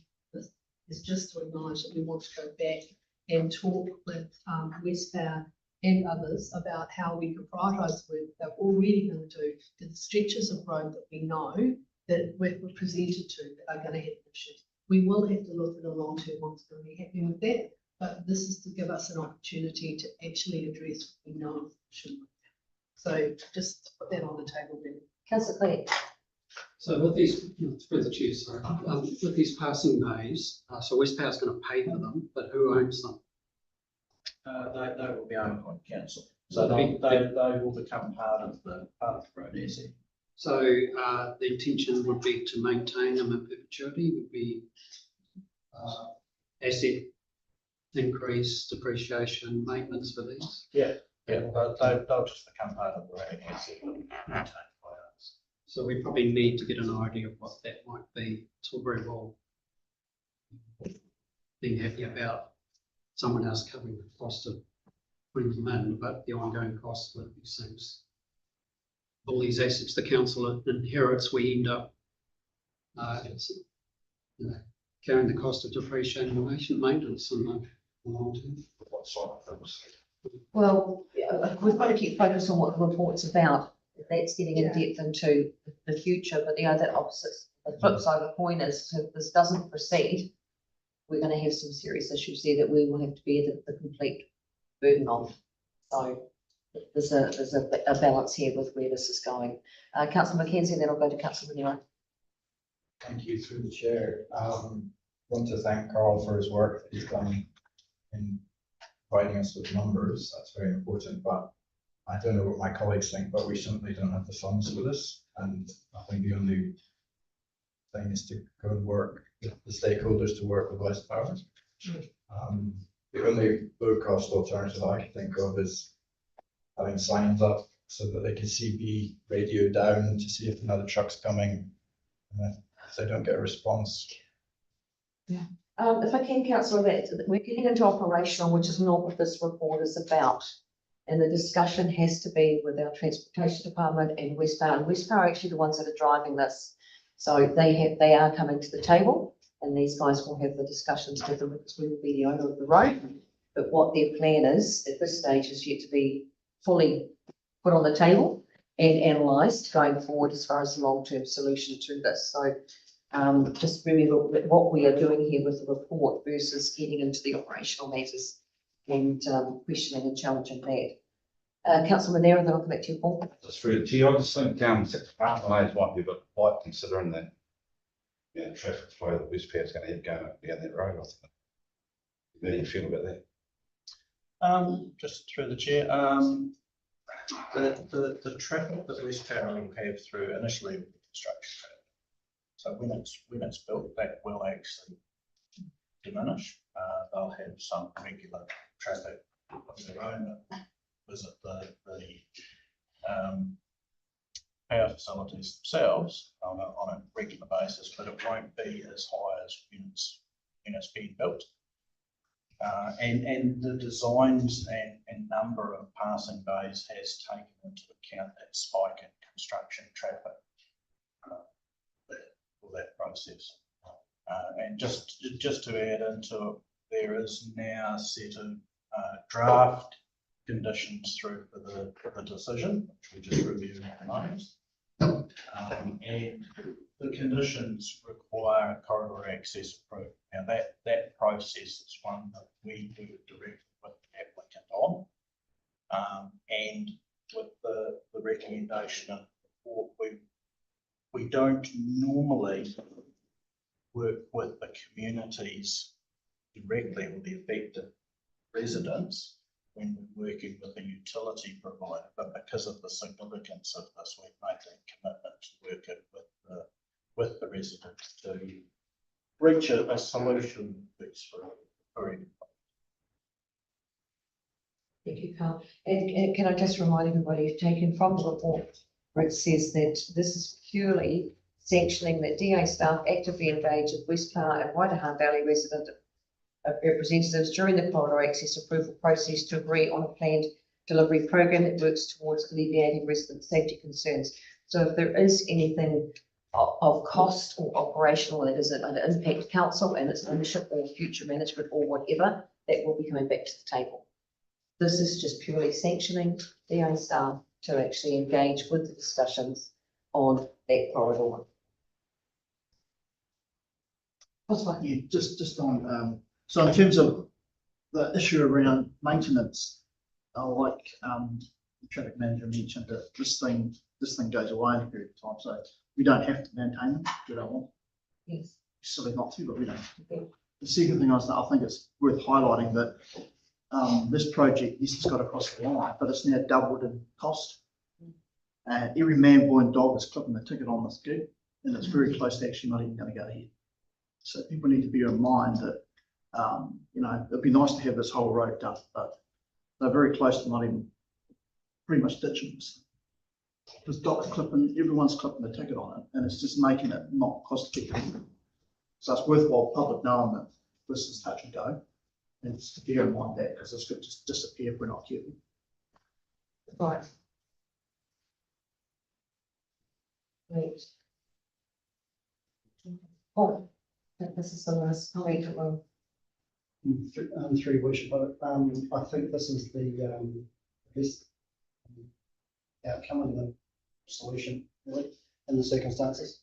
To sit down with West Power and to work that through, because they're having to do that anyway. But I do think that the two South Westland councillors should be, it's part of this negotiation as well. Rather than just the staff. West Power have goodwill to that they owe to that ballot as well. And so notwithstanding the comments about the viability, we know about, but there's still goodwill that they need to exercise.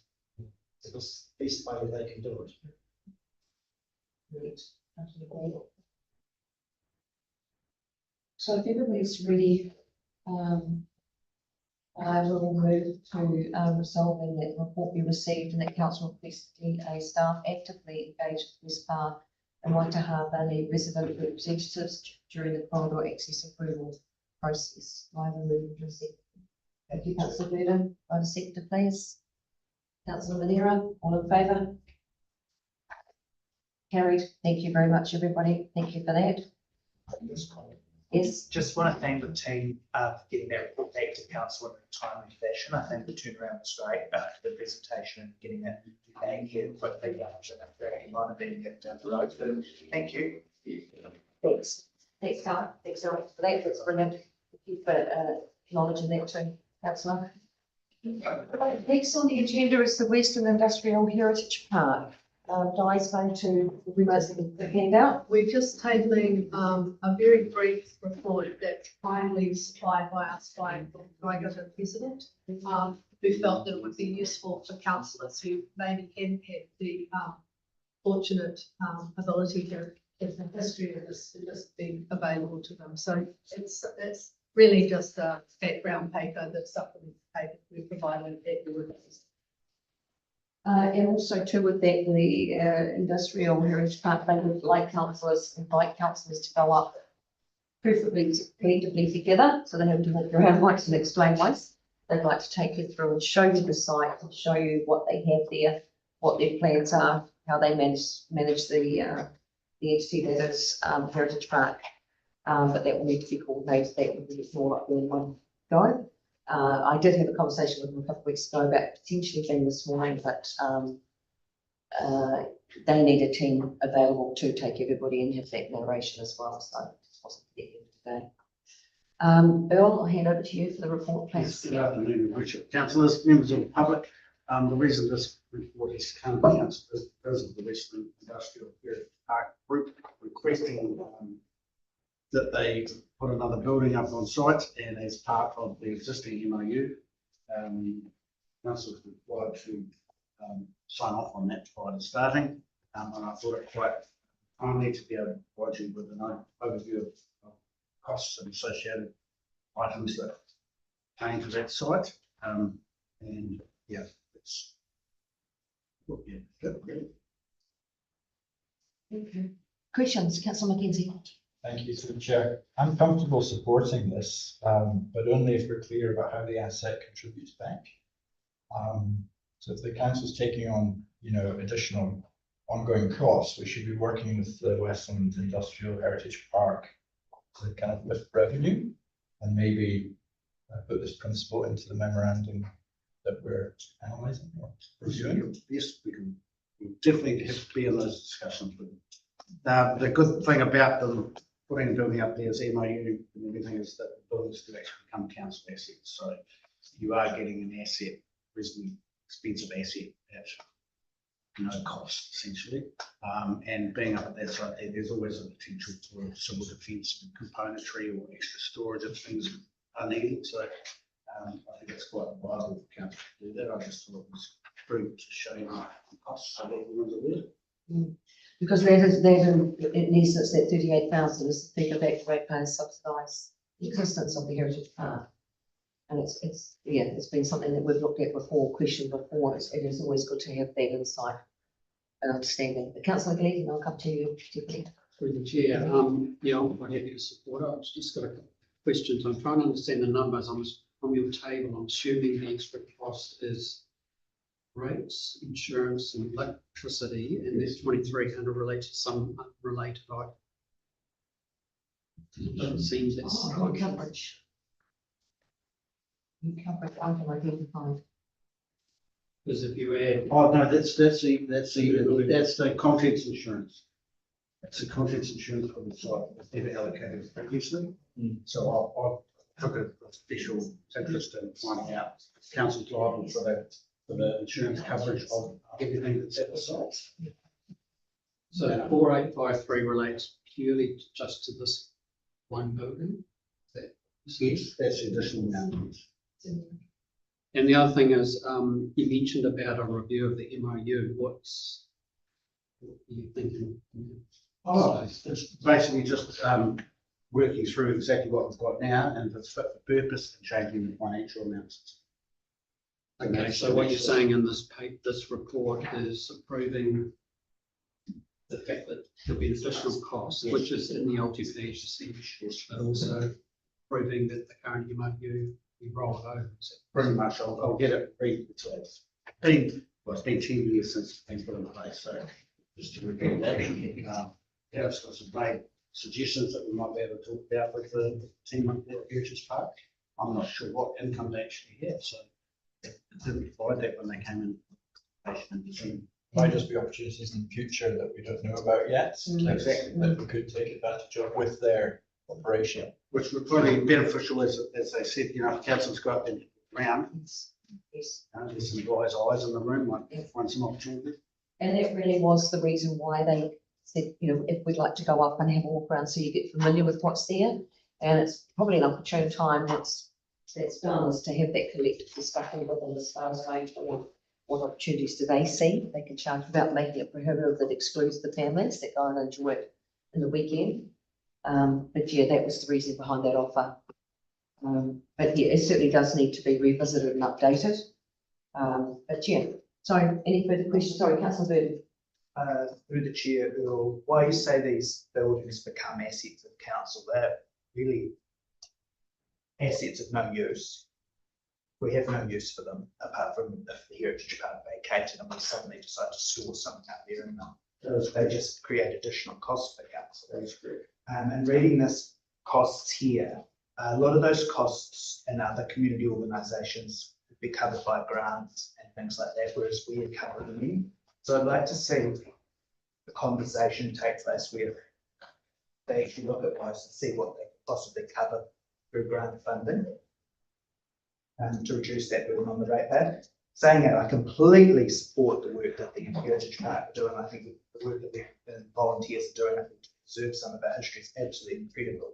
I just think we need to be having that ongoing conversation.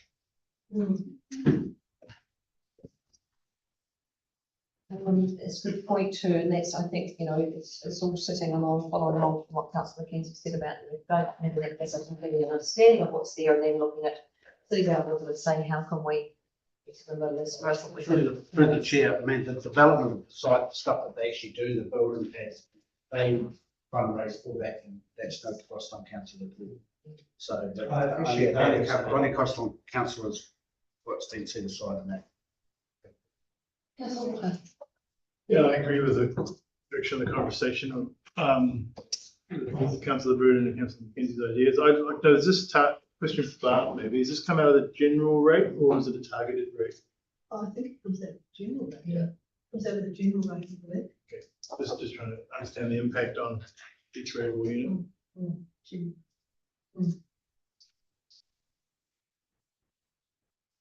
Any further questions, discussion? But yeah, I think we're all agreed too that, you know, there's more work to be done on this going forward. It's where we are in the current climate too, isn't it? Looking at improving what we can look at minimising as far as reliance on ratepayers, where we can aspire other options. And as Councillor Burton said, accessing grant funding or whatever, yeah, it's having those combined conversations to look at making improvements across the board or making life easier for these entities. If there's no further discussion or questions, I'll look for a mover and a seconder, please, that we resolve that the report be received and that council assess the options, decide feasibility and direct staff to update the memorandum of understanding accordingly. And option 1 is authorise the development to proceed. Option 2, advise that no further building development is to proceed. And I'm taking that the support is on option 1 for the building to proceed. Perhaps if you so move. Yeah. Thank you, Councillor Mackenzie. Do I have a seconder on that one? Sorry, Councillor Burton. Sorry, all in favour? I just saw a whole lot of hands coming up at once. So I'm very clear. All in favour? Against? No, it's carried. Thank you very much, everybody, for that. Next on the table is local waters down the well, provision of loan funding for water services, and again, I'll hand over to the Chief Executive to speak to this one, thanks. So it should be a fairly straightforward paper, this one. I hope you will get an opportunity to read it. Really, all we're doing here is looking at the mechanism. There's no change to the proposed total budget signed off the service plan. The only difference is the mechanism of the drawdown is across 3 councils rather than doing it through just Buller.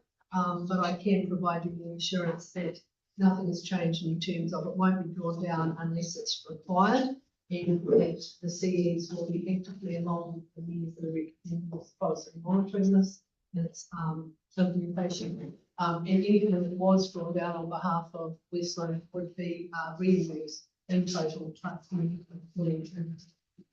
So it's really just the Councillor Mackenzie. Through the chair, I'm generally supportive of it. I just want clarity on what governance oversight exists during the period of time that Buller District Council is executing their activities without oversight of the water services CCO. Like are the CEOs of the council? Yes, currently all 3 CEs are actively managing the implementation phase.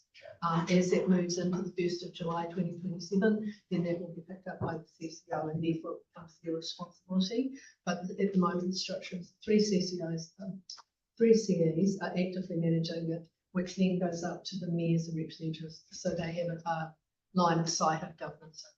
And that's where we talked last time about being really strong in terms of our governance, about what was actually going to be done and how it was going to be. We've been quite strong about, as an admin council, how that feeds back and reporting in the information about and the spend profile. So nothing's changed. Any further questions on that one? Councillor Glegg. Through the chair,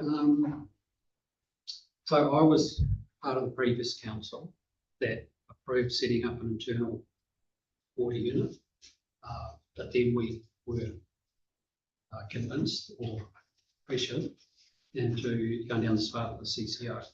So I didn't support that. I voted against it, but I thought I'd play the devil's advocate and be part of the representative forum to go down the path of ensuring this thing was set up properly. But I'm now at a point where the various things that are happening around locally, nationally, so I won't support this initiative and I won't support the adoption of the next 2 reports. I will vote against that. that might be an ad box with my future in the shareholder forum, but I may not want to be in the shareholder forum going forward. So I sort of outlined a sort of a summary of how I see things, and I could be wrong on this, but I thought I'd just share it, and that might provide some clarity or not. But, so, I mean, this all started back when, in the previous government, and their first attempt to resolve Structure 3 waters was initially around 4 water entities, Crown owned entities. And that got expanded to 10. And the rationale was to consolidate and provide economies of scale to coordinate and solve underinvestment in water infrastructure. That wasn't hugely unpopular. So when the new government came in, that was replaced with local water planning well. So cut to the chase, we now have approved 40 water entities throughout the country. So we've gone from 4 to 10 to 40. Now in the context, there's 67 territorial authorities in New Zealand. Now the logic behind the consolidation was economies of scale. So I don't see that going from 67 individual councils to 40 entities is scale in any form of that. Councillor, the conversation is the provision of loan funding for the water services.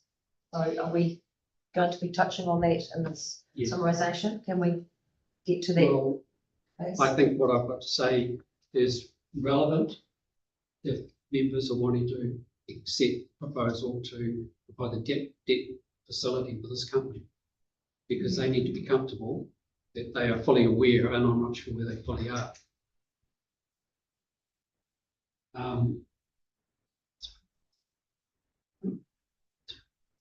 So financing to set up the CCO is immediately requires each council to defund the CCO establishment. Then the new company will secure its own borrowing and repay the debt back to the council. So that's how it works. So my argument is, if this argument, the setup is so compelling, and we're all borrowing from LGFA, why can't the new CCO borrow directly? We have to borrow to set up the company. The company then, once it's established, refinances and then pays the debt back. So in my mind, that just doesn't make sense. Councillor, if I can just again, we've already agreed to borrow the 5 million. This paper today is talking about our share of that 5 million. The agreement has already been signed on drawing down that 5 million and utilising that to set up the structure that is the CCO. Well, it is a variation in my mind. The original debt funding facility was through Buller, and Buller have rejected the notion. They're not comfortable for under 5 million. They've decided. No, they've actually agreed to. Sorry, Councillor, to cut you off there. They actually have agreed. No, that's not correct. They're not borrowing $5 million, are they? No, it's drawing down $5 million and we share it. So that arrangement has been, well, say not modified, it's been drawn in as needed, but we're drawing it down collectively. So or through individually. through the chair, I believe, councillor Cadet, I think your point is, have we agreed that $5 million drawdown should occur for implementation of the CCO? That was agreed and signed off in the sense. The mechanism for how that was going to be done at a local level, which was through the admin council, was originally going to be through the Buller District Council, and they were going to draw. That was agreed in principle through the shareholder group, through the 3 News, etc. Subsequent to that, there's been a discussion at Buller District Council that they believe they have a third model would be a third. So it's not that there's a debate about the 5 million sign-off. That's already occurred through the water services. I'm not. No. So just to clarify, it's about the mechanism of the drawdown across this. We were still, Western District Council had agreed for a third of the cost. It's just the mechanism of how it's going to be drawn down has been put through us. It's not debating whether or not we're up for the third of the cost. We've agreed that. That's all been done. I hate to say it, please, you can heckle me later, water under the bridge. What we're now talking about is the mechanism for how that happens. So what we've said is, it's being put back to Gray, who have agreed it, Buller, who's agreed a third. It is now for us to agree that we would look at a third, which is the equivalent of 1.583 million, which is our third share, which could be drawn down if required. Because remembering the $5 million was the ceiling of what we wanted. It's not, we're not trying to reach it. We're trying to keep it to the barest minimum, knowing that the ratepayer eventually is coming. So I'm just a little confused as to, I understand your history, but Okay, that's not so a prior change. to this paper being presented to council, what would be the balance sheet position of Buller District Council compared to Grey and Westland with the provision of up to $5 million to the CCO? I'm not too sure what the relevance of that is, because Well, they've been Buller signed was off. borrowing the $5 million. Doesn't the debt still sit at the Yeah, CCO? Yes, it does. when the CCO is stood up, because legally it's not stood up until everything is signed and sealed and delivered. 1st of July 2027 is the start date, that, if you like, day one of the organisation. As soon as that's it, these costs are all then reimbursed to the respective councils. There's never been a debate about that. The $5 million has always been a cost to the CCO going forward, which is why we've been so keen to minimise that cost, because eventually that cost goes to the ratepayer. So, but that's always going to be reimbursed back to the councils in the setup phase, because there is no CCO until it's formally stood up and legally binding and recognised. That's why we have to do the loan to do the setup. It's sort of like chicken and the egg. Yeah, I'm fully aware of that. But the debt facility was always going to be initially provided by Buller. We weren't to borrow in Grey. They were the admin council. Now that group up there objected to borrowing the full $5 million to provide the setup capital. Yes, we're shareholders, we're liable, but their major problem was that they saw an issue with their balance sheet. And I mean, there was questions whether they could actually borrow the money. I think when they had that concern, it was actually when they actually didn't have a great understanding of the whole financial component of this, because we've been watching the meetings, and as they've actually had things explained to them, the comprehension has certainly improved along with it. And Well, I think a they lot of wouldn't that's have, to do with the state. they wouldn't have had the access to the LGFA funding if they didn't have room in their books for it. I think it's the fact, as Barb's just said, it's the fact that this money, theirs is just purely a drawdown component as being the admin council. It's same as us, same as Grey. So what we agreed at the last one was that, correct me if I'm wrong, I'm just trying to think last one, but on this one is a full one here, was that Buller, to help Buller out, we agreed that we would draw down, Grey would draw down theirs and feed it through. We will draw down ours and feed it. That was where we Well, had. we're waiting for Bob to catch up. Yes, Because they have yes. to go through the speed that they've just gone Yeah. through. Yeah. But there's, I don't know what the issue is. It's gonna be no debt to us. Well, the bigger picture issue is simplifying local government. There's no rush to do this because this council's committed to, in its LTP, fixing all the free water problems. We've got to fix wastewater, all our other projects. So when the CCO is established, it'll be coming in as a BAU level because all the problems have been fixed. So there's no rush to do this. What are the implications if our review of local government recommends that we merge and only have one council? Is the CCO the best option for it? I mean, CCOs are expensive. Totally agree, but we can't change nothing, mate. No, and we can't crystal gaze with this. I mean, You can't stop us from the 11th hour, mate. No. And the thing is, we know the previous government wanted a water entity done. So that's not going to change regardless of elections at the end of this year. The only thing that could potentially change is the local government reform. Because it's not going to be, nothing's going to be set in concrete for the time we have the elections and face a potential change of government. Who knows where that's going to go. We'll have more direction on that going forward. But the water will stay because it's a different component to what Labor wanted, but it's still the same end result to what they were wanting to achieve. So nothing's going to change there. So we can't put it on hold. We've got no reason to put it on hold because the reform may be put back, may not happen, we don't know. As Francois said, we don't have a crystal ball. Councillor Maitland. Worship, well, in my opinion, that I think that future costs to ratepayers, because whether this is from the CCO or whatever, are going to be untenable. You know, when you look at what Wellington's looking at, what we're looking at 2030, a lot of people will not be able to afford their water. And I recall Simon Watts saying that the will could be an off-ramp. You know, but now they're saying that cost will not be able to be used as an excuse not to go with the plan. And the whole thing about with being collectively able to purchase materials for the water entity, to me is a non-event really, because when you consider the population in New Zealand is very close to Melbourne, we don't really have buying power.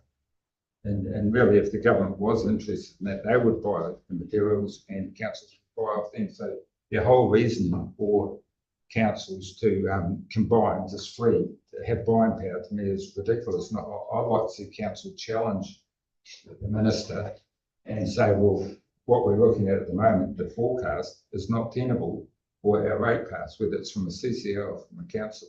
And so I've gone really cold on this whole idea of the water structure. I think it needs to be looked at much more seriously, especially in the economic climate that we're faced with now. I appreciate your comments, councillor, but we're past that point. Yeah. Councillor Vernon. While I do agree with some of Councillor Maitland and Councillor Gillett's concerns, especially around affordability of water, I think we are so far down this road now. There is no way back. There is no way out of this. You know, we've got the CCO about to be set up. This paper is just about the cost sharing of that.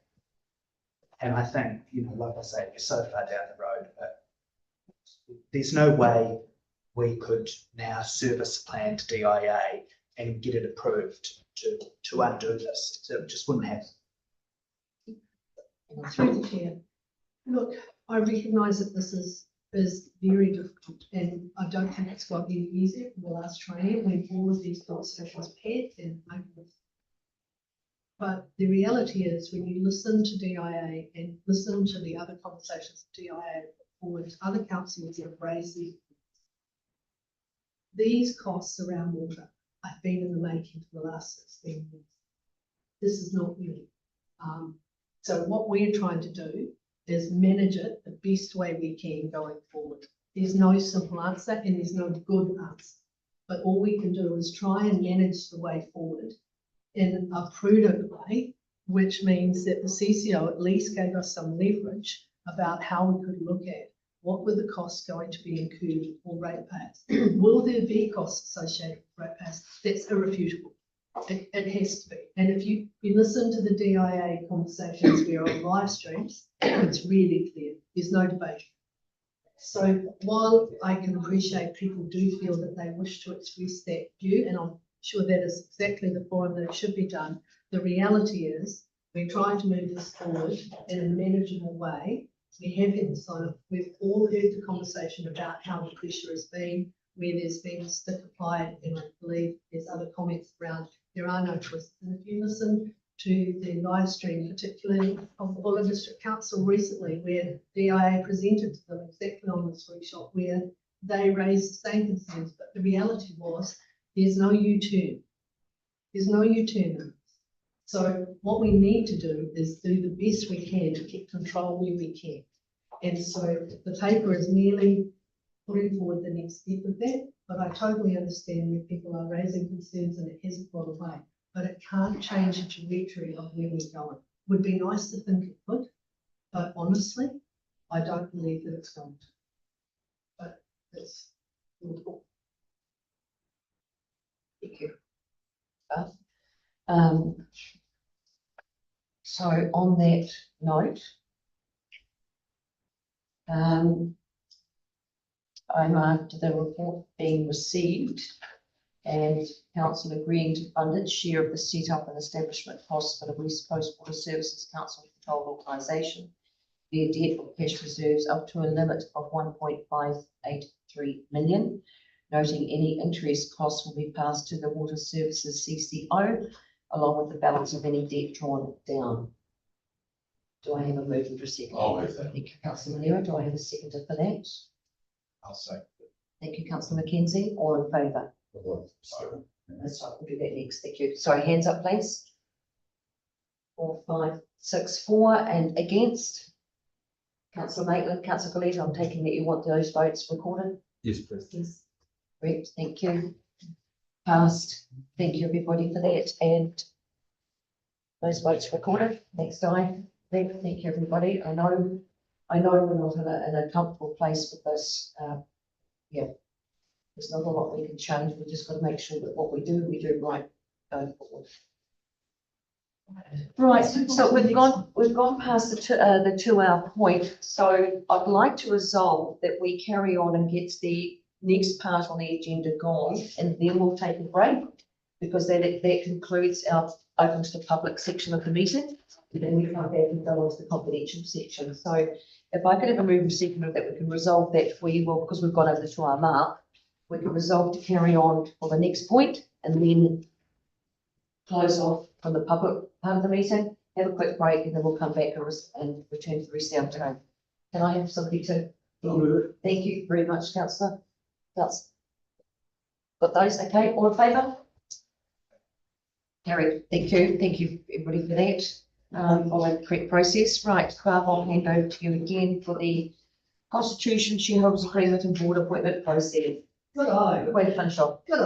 Right, so this is a slightly different, I'll probably the stage, and I have 2 amendments that I'll just put on to take the response card to you. The first amendment is relating to, and I think Di has handed them out to you all. The first amendment relates to the chairperson providing a greater detail to the chairperson, independent chair, within the document, and you can see that it came in late, so I'm sorry that that had to be tabled today, but they sought legal opinion to provide greater detail and greater clarity, so that's why the amendments come in.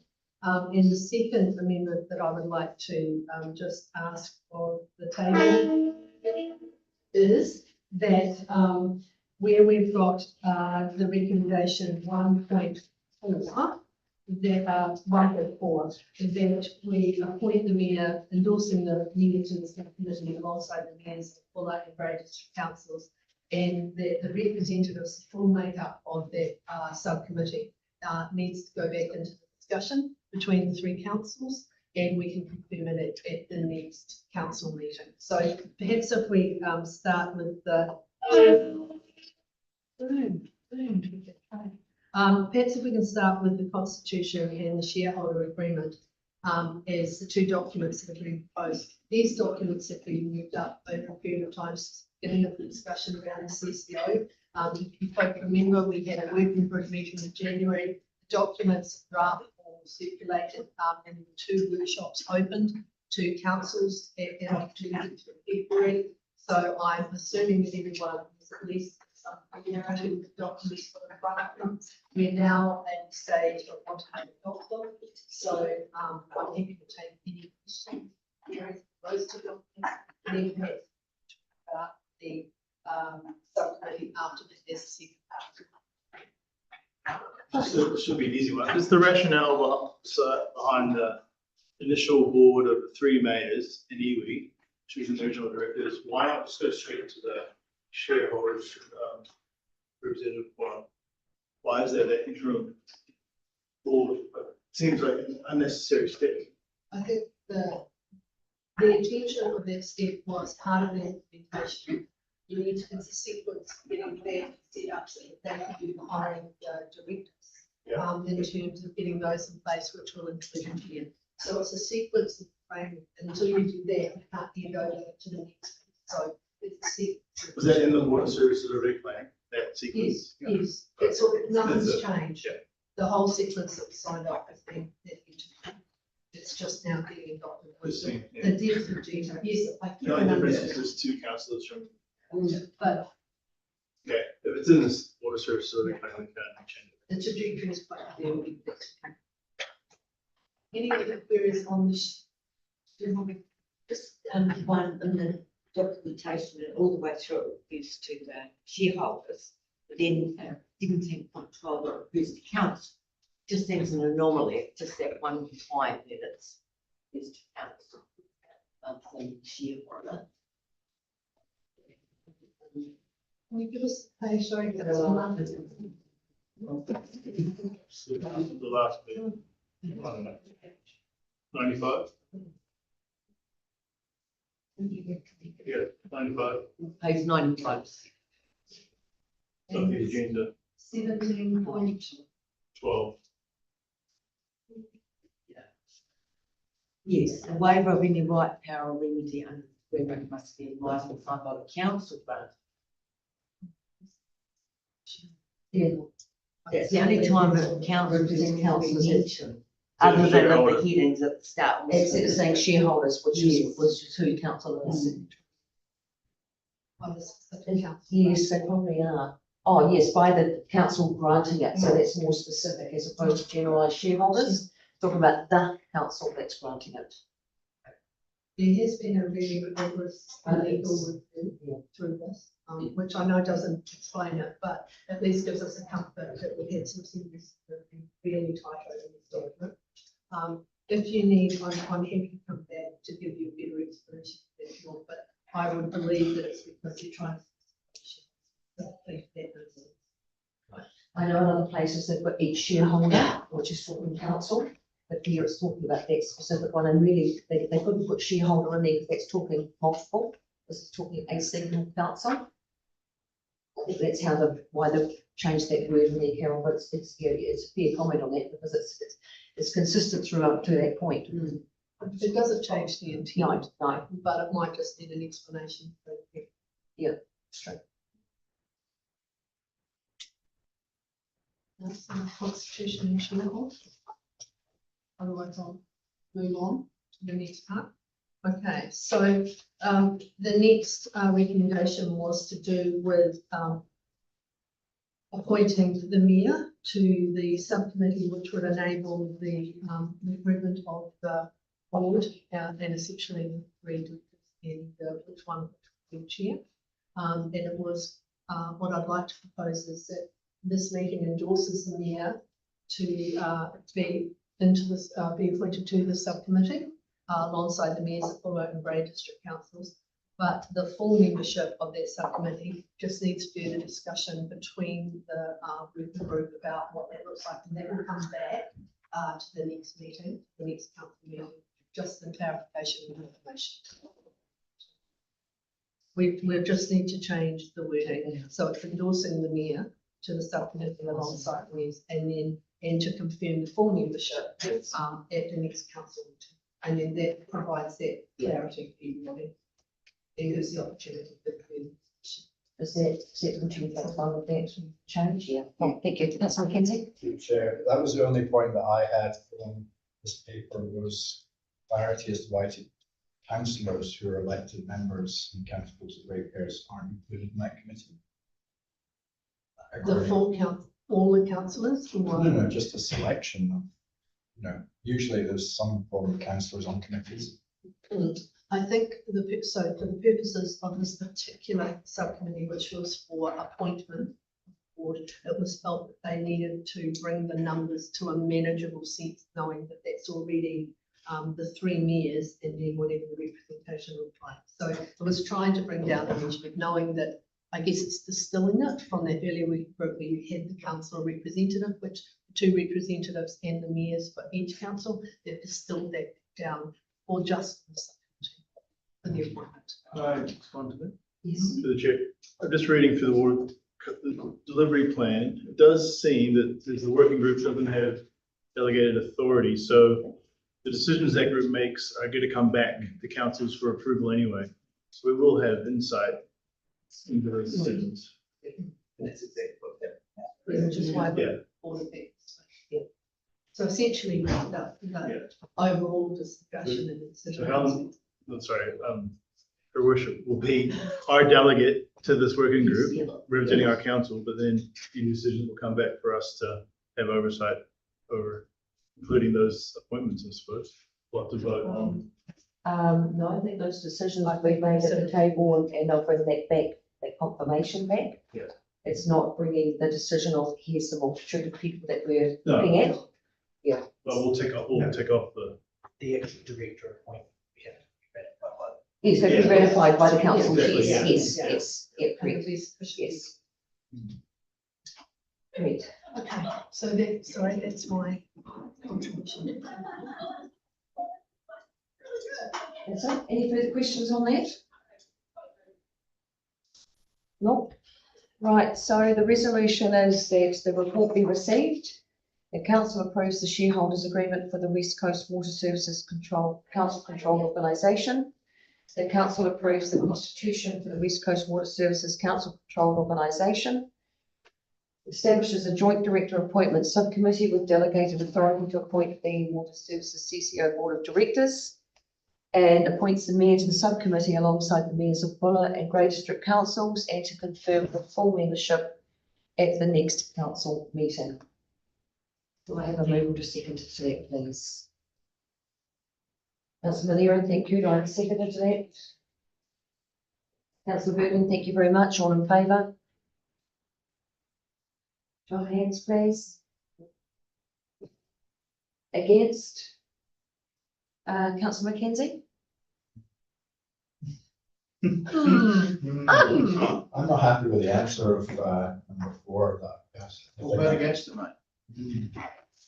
You happy with everything else but 4? Yeah, but 4, but Barb says she's bringing back a quorum for us to decide on. Who that will be. Of the board of directors? No, No, the subcommittee. I'm bringing back the membership, confirming the membership of the subcommittee, and what I've done is asked the board of the mayor to be on that subcommittee. But the full membership, at this point, I can't confirm, but I will bring it back to the next council meeting. Okay, so But I'll do 4. That is not saying that the mayors won't be part of that committee. No, my point was there's no councillors on that committee. So if you're bringing back the membership at the next meeting, for that, as long as it's considered that some form of councillor should be on that committee. It's already been decided that that is not the case. This is what's been decided on, that will be the formation of the committee. Because it was also set up to include our 2 Runanga representatives. It was the 3 mayors. Yes, you aren't elected by the ratepayers, that's my point, is that there's no elected. I am elected. No. Well, you are, but none of the rest of us are I on think- that subcommittee. Through the chair, I think it goes back, and I'm not sure if this goes to answering the query, but I think it goes back to the point that originally, while there is full elected membership and has line of sight, it was agreed that there would be 2 delegated members from councillors, including, and the mayor, that would be the representatives to the going forward and the working groups going forward. And subsequent to that, there was a discussion about, well, we're at the point of appointing and recruiting the directors, including the chair. It was too big to say that we do 2 representatives who at that stage were the deputy mayor and councillor Elliott. It was too big to include them all as the appointing subcommittee, that it would be distilled to the 3 mayors. And at that stage, we were talking about the 2 Runanga that would be part of it. That was never the intention, that it would be opened to the wider council members on any of the councils, because representation was already determined by the 2 councillors and the mayor. So that decision was made between the 3 mayors and the working group, and that conversation was where that membership was made. But what I'm bringing back is the membership, and once it's been confirmed between the working groups now. And it doesn't include opening it up to the wider council elect, which is, I think, is your point. Yeah, I mean, I'm not advocating anybody else go on it, but either councillor Burton or councillor Gillette should probably stay on it to represent the councillors. There should be. But they can't, this is the thing, the decision, what Bob just said, the decision's already been made on how that committee be made up. And we endorsed that at the, Yes. at the working group meeting to distill it down to, I mean, you can't have an interview panel of, we're gonna have us, it makes it 12, 13, 14 people. Just the mechanism for the appointment, that was the numbers. But you did have representation from like through those two meetings. Does that help? Not? Yeah, would be good to read that perhaps. Anyway, So sorry to, for that information to be on the reports. For the next one. Perhaps when I bring the confirmed membership back, what I'll do is put it in the background, so it's clear as to how we got to that still number. Does that make that clearer?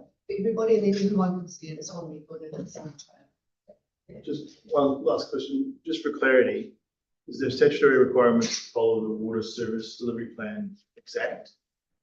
Or can it be changed without too many complications, or it has to be followed? It's signed off. Yeah. It's been done. So there's We no. need to adhere to it. Well, it would be a lengthy and large process. if Yeah, we there'd wanted be a to. process involved to deviate from it. so just going back to the, resolution, councillor Maitland, councillor-elect voted against. And then councillor Mackenzie, do you want to place a vote anywhere or not? What's your? You go for it. Thank you very much. If we can add that to that. Thank you, Di. Thank you very much, councillor Mackenzie, for that. Appreciate that. And just before we close on for the afternoon, and break from the public section of the meeting, I'd like to pass that around to Dean. This is just my usual, and we will get this put on to the agenda going forward, so we'll not have to do this each time. It's just my monthly report on what I've been doing. There are a few things that aren't on there, but that's only because I get all of them. Oh, we're missing one, sorry. Justin. So, yeah, I don't know whether you've got any questions on that. We're just happy to receive that. Alan, just one comment with. No, that's probably not a fine session. Is that the last point on there? No. Oh. Yeah, no, but we'll get to it later. Yep. Oh. Everybody have anything? You sleep? Do I sleep? Yes, so we just have to receive it, don't we? So just after the move to receive, please, I will just accept that, and that report that you, Councillor Walker, seconded, please. Councillor Martin, thank you very much. All in favour of accepting that report? I think that is hanging up. Thank you everybody for that. Look, with that, I will declare this section of today's meeting now closed. I'd like to thank the public that have been here with us through this part of the meeting. And we will now break, for, everybody want 10 minutes? 10 minutes, and return at 3:40 for the confidential section of the meeting. So at 3:28, I declare this part of the meeting closed, and thank everybody.